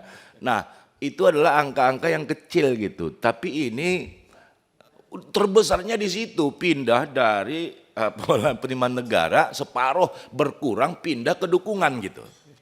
Saya nggak tahu kalau ada apa, biar aja beban Pak Sekjen lagi Bu, kita tambah cari istilah yang yang lebih make sense gitu loh Pak. Masih. Ya ini memberikan kesan seolah-olah jadi ngobrol-ngobrol gitu ya Pak ya, gede gitu yang kemudian enggak efisien gitu, malah justru yang disebutnya yang nama-nama yang soundbite-nya besar seperti pendapatan negara kok malah cuma 2 triliun gitu kan. Itu misleading banget itu ya, itu berarti kesalahan kami. Nanti kami koreksi Pak istilah mengenai itu. Tapi poinnya begini, Kemenku itu sesudah kita lihat organisasi dan anggaran dan SDM-nya selama beberapa tahun, Bapak-bapak sekalian ini karena yang punya concern semuanya kayaknya, adalah kita melihat cara kita berorganisasi, cara mengelola SDM dan cara kita mengelola anggaran itu banyak yang tidak match. Padahal kita mengelola satu instrumen yang sama yang namanya APBN yang nggak bisa dikotak-kotakin di masing-masing ini. Itu satu. Dengan pembelajaran itu makanya kita kemudian meredesain cara kita, karena organisasi dan SDM itu tingkah laku dan kinerjanya sangat tergantung dari underlying insentifnya. Kalau insentifnya masih dibuat kotak-kotak kecil tergantung dari satker, bahkan tidak unit eselon 1 Pak Gus Irawan, tapi satkernya yang menentukan kamu boleh ngapain, kamu ngapain. Ini kita kehilangan narasi besarnya, kehilangan tujuan besarnya. Nah ini yang kita coba kemudian reorganize. Salah satu kekuatan Kemenku karena kita udah punya balance scorecard, jadi ini mendisiplinkan cara berpikir kita. Kita tuh sebetulnya mau ngapain? Oh, mengelola ekonomi menggunakan instrumen APBN. APBN, keuangan negara, ada penerimaan, belanja, kemudian perbendaharaan risiko kekayaan negara. Jadi 3 fungsi besar ini dalam mengelola APBN harus bagaimana supaya mereka bisa berfungsi. Ini yang kemudian kita memutuskan. Tadinya kan masing-masing kotak-kotak sendiri-sendiri sehingga insentifnya mereka tergantung si bohir yang membayar di sini bukan pada tujuan besarnya. Kita kemudian konsolidasikan, makanya Bapak-bapak, Pak Andreas, Pak Gus Irawan, Pak Dolfi dalam hal ini kita kemudian mengintegrasikan SDM itu menjadi satu centralized. Waktu itu makanya kita bisa melakukan berbagai efisiensi. Nah karena decentralized itu seperti tadi dari mulai absen, dari mulai itu sehingga dari Irjen kemudian Sekjen kita dengan sekretaris masing-masing unit eselon 1. Kan tadinya kan unit eselon 1 sekretaris jenderalnya itulah yang menjadi pemegang organisasi anggaran dan SDM di masing-masing unit eselon 1. Sekarang kita paksa untuk menjadi consolidated, menyebabkan tadi dari mulai share services atau service yang bisa di-share bersama-sama. Penggajian menjadi satu, tadi IT system menjadi satu. Itu procurement tadi sudah saya sampaikan. Ini menyebabkan kemudian yang tadinya kantong-kantong lemak yang kita nggak tahu kemudian hilang semuanya menjadi satu benchmark atau satu practice atau standar governance yang makin baik. Sehingga tidak ada yang disebut masing-masing punya kantong-kantong sendiri. Namun kita juga paham bahwa Kemenku itu gede sekali Pak. Di masing-masing daerah juga diversity-nya banyak. Jadi tetap kita memberikan keleluasaan. Namun umpamanya kita mengatakan anak-anak yang harus ditugaskan di daerah terpencil. Ini bukan punishment. Itu adalah bagian dari rotasi pengayaan. Sehingga tidak ada stigma Pak. Kalau saya ditaruh di daerah ini, oh berarti kamu jelek. Enggak ada daerah jelek, enggak ada tugas yang jelek. Semua tugas di Kemenku adalah baik.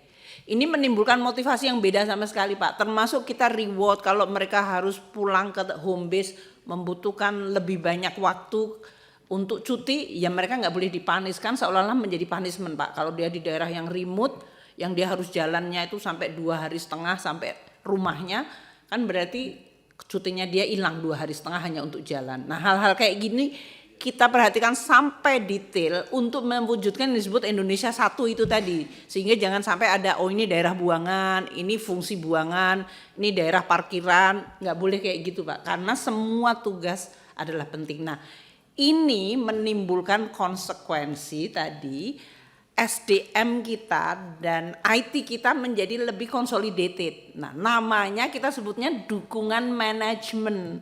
Ya itu mungkin menjadi mempersepsikan kok kayaknya kok tebel banget dukungan manajemen. Padahal ini memang adalah the whole core dari unit itu adalah dukungan manajemen tadi.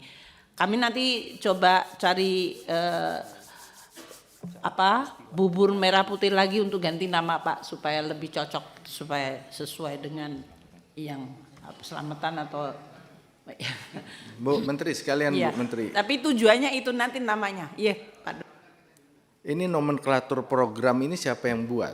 Karena kalau saya lihat di setiap kementerian ini kan ada program dukungan manajemen dan alokasinya rata-rata di atas 50%. Semua masuk di situ. Misal contoh LHK, ada 6 program. Mulai dari program pendidikan pelatihan vokasi, program kualitas lingkungan hidup, bla bla bla, sampai program Dukman. Ya isinya 50% dari total anggarannya. Jadi program-program yang lain kecil. Nah maksud saya ini yang membuat nomenklatur ini siapa? Sehingga kementerian lembaga harus ikutin pengisian nomenklatur yang seperti ini. Yang kalau kita bedah jadinya kok untuk birokrasi semua ini. Anggaran kementerian lembaga.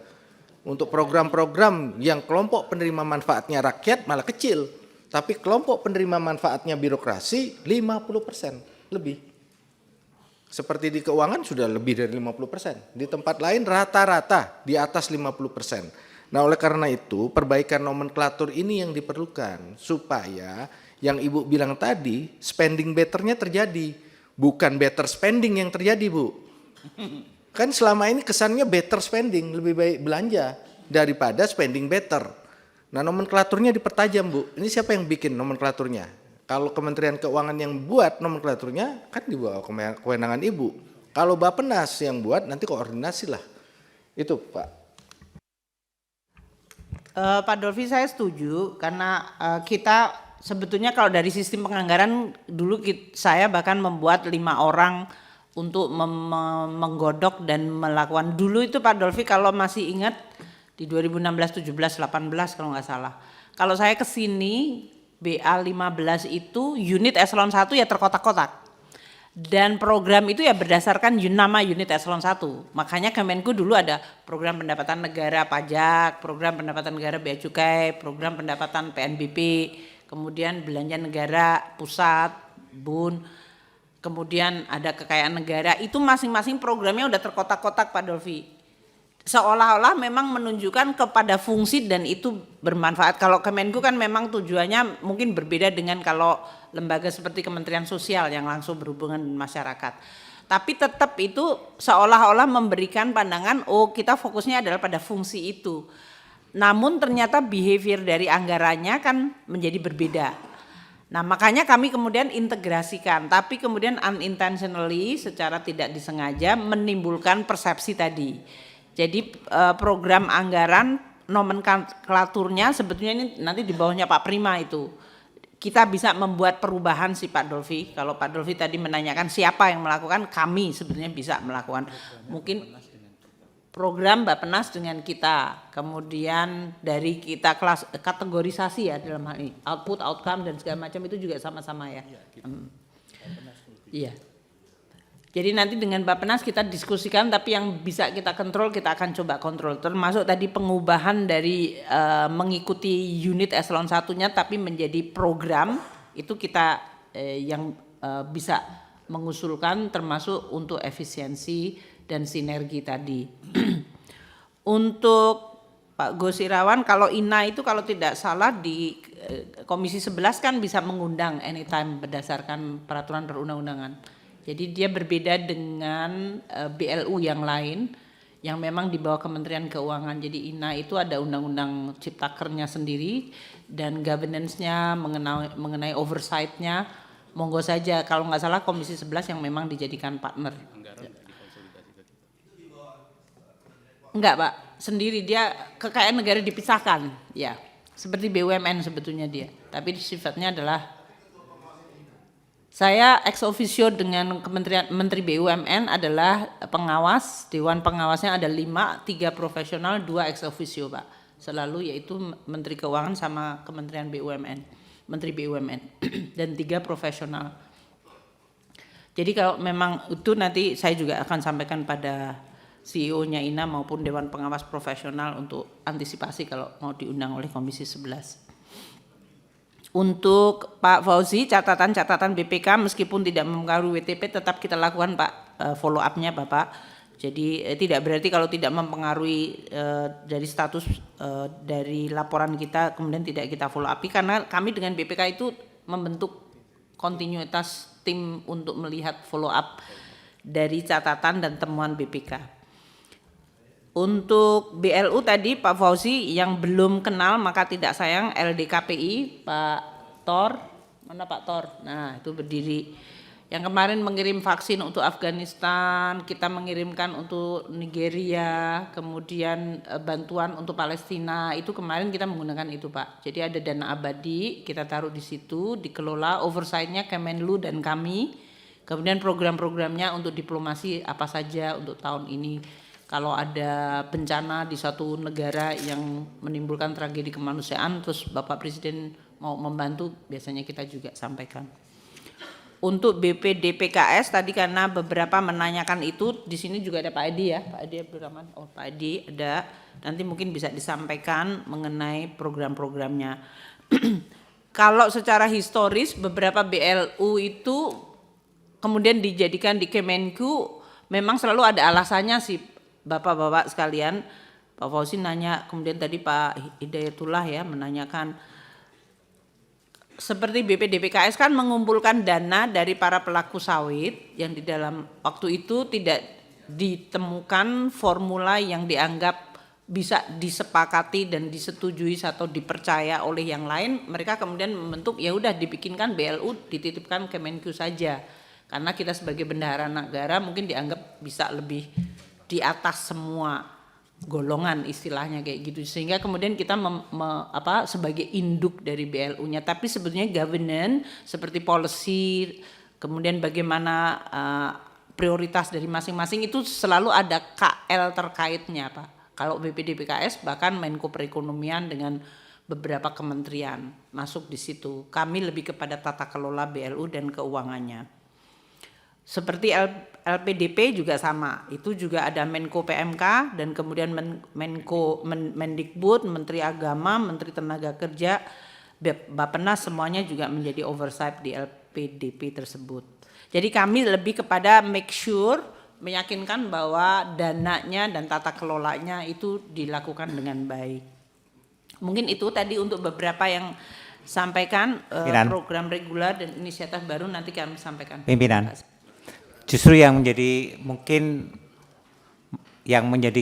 inti kan kalau kita mau ngasihin BLU ya Bu ya, kan sepertinya seperti BPDKS hanya semacam kasir aja, karena kan kebijakannya dilakukan di namanya tadi Dewan Pengarah, ya Dewan Pengarah, sehingga kita kalau mau menanyakan kebijakannya di mana gitu, ini saya kira missing linknya, karena selama ini kalau kita pertanyakan kepada BPDKS, saya mengatakan dia hanya melaksanakan kebijakan yang telah diputuskan oleh Dewan Pengarah. Padahal kita mempertanyakan kebijakan itu. Jadi di sini sebetulnya letak missingnya di dalam pengelolaan BLU ini. Saya kira demikian. Nah makanya. Saya sedikit sebelum Pak Ketua, boleh Pak Ketua. Niatnya baik Bu BLU, baik itu melibatkan KL maupun tidak melibatkan KL. Tapi BLU seperti BPDPKS, kita sering juga dengan beberapa kali dengan dirutnya bicara Bu bahwa 85% anggarannya kan ditentukan Dewan Pengarah. Ini kan hanya basa-basi gitu loh Bu. Kasihan kan lahan Pak Siar impor dipungut-pungut terus tapi nggak ada back-backnya. Replanting cuma berapa persen dari situ. Nah artinya secara makro kebijakan, kita pengen BLU ini bermanfaat Bu. Sekarang kan biodiesel siapa yang manfaatinya? Gitu loh. Kecuali mungkin bosnya Pak Ketua kan artinya kan. Artinya masa kita sudah jelas barang ini, karena 6 triliun ini besar Bu bagi kita Bu. Bagi Menteri Keuangan kan besar 6 triliun itu. Sayang sekali kebijakannya itu, yang diambil itu Dewan Pengarah mengadakan ke biodiesel. Apakah kalau replanting sawitnya cuma berapa persen dari anggaran 6,63 triliun itu, sangat dikit Bu. Nah oleh sebab itu menurut saya ke depan mungkin harus ada kajian Pak Febrio tentang BLU kelapa sawit. Kalau yang lainnya kita ibadah sajalah Pak, nggak apa-apa, pendidikan dan yang lainnya. Terima kasih Bu.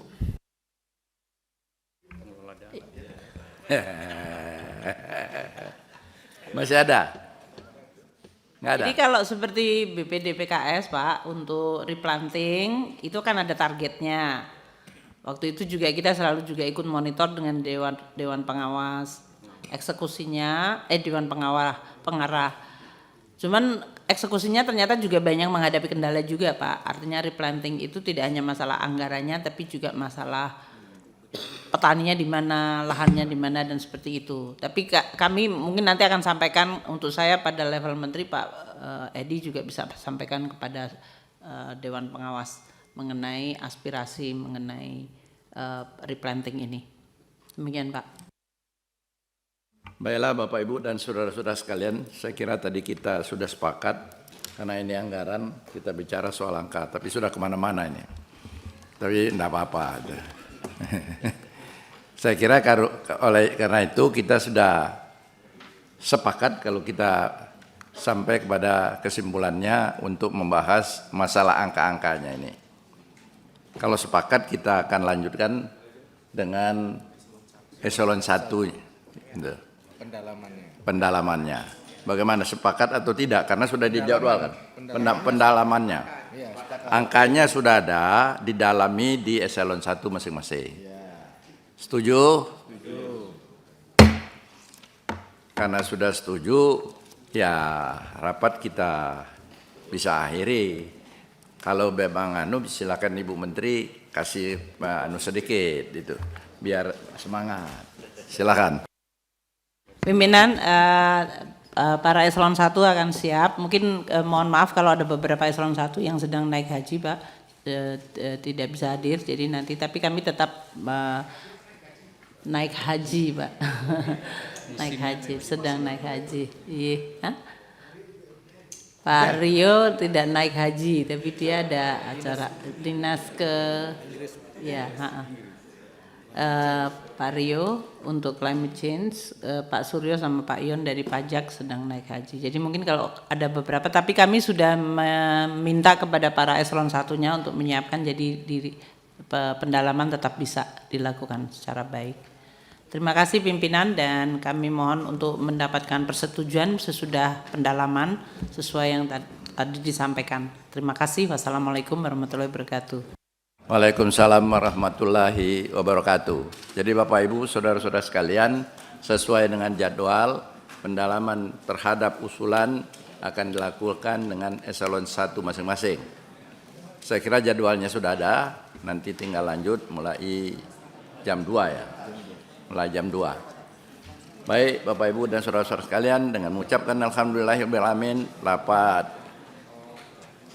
RKA dan RKP Kementerian Keuangan pada pagi hari ini saya tutup.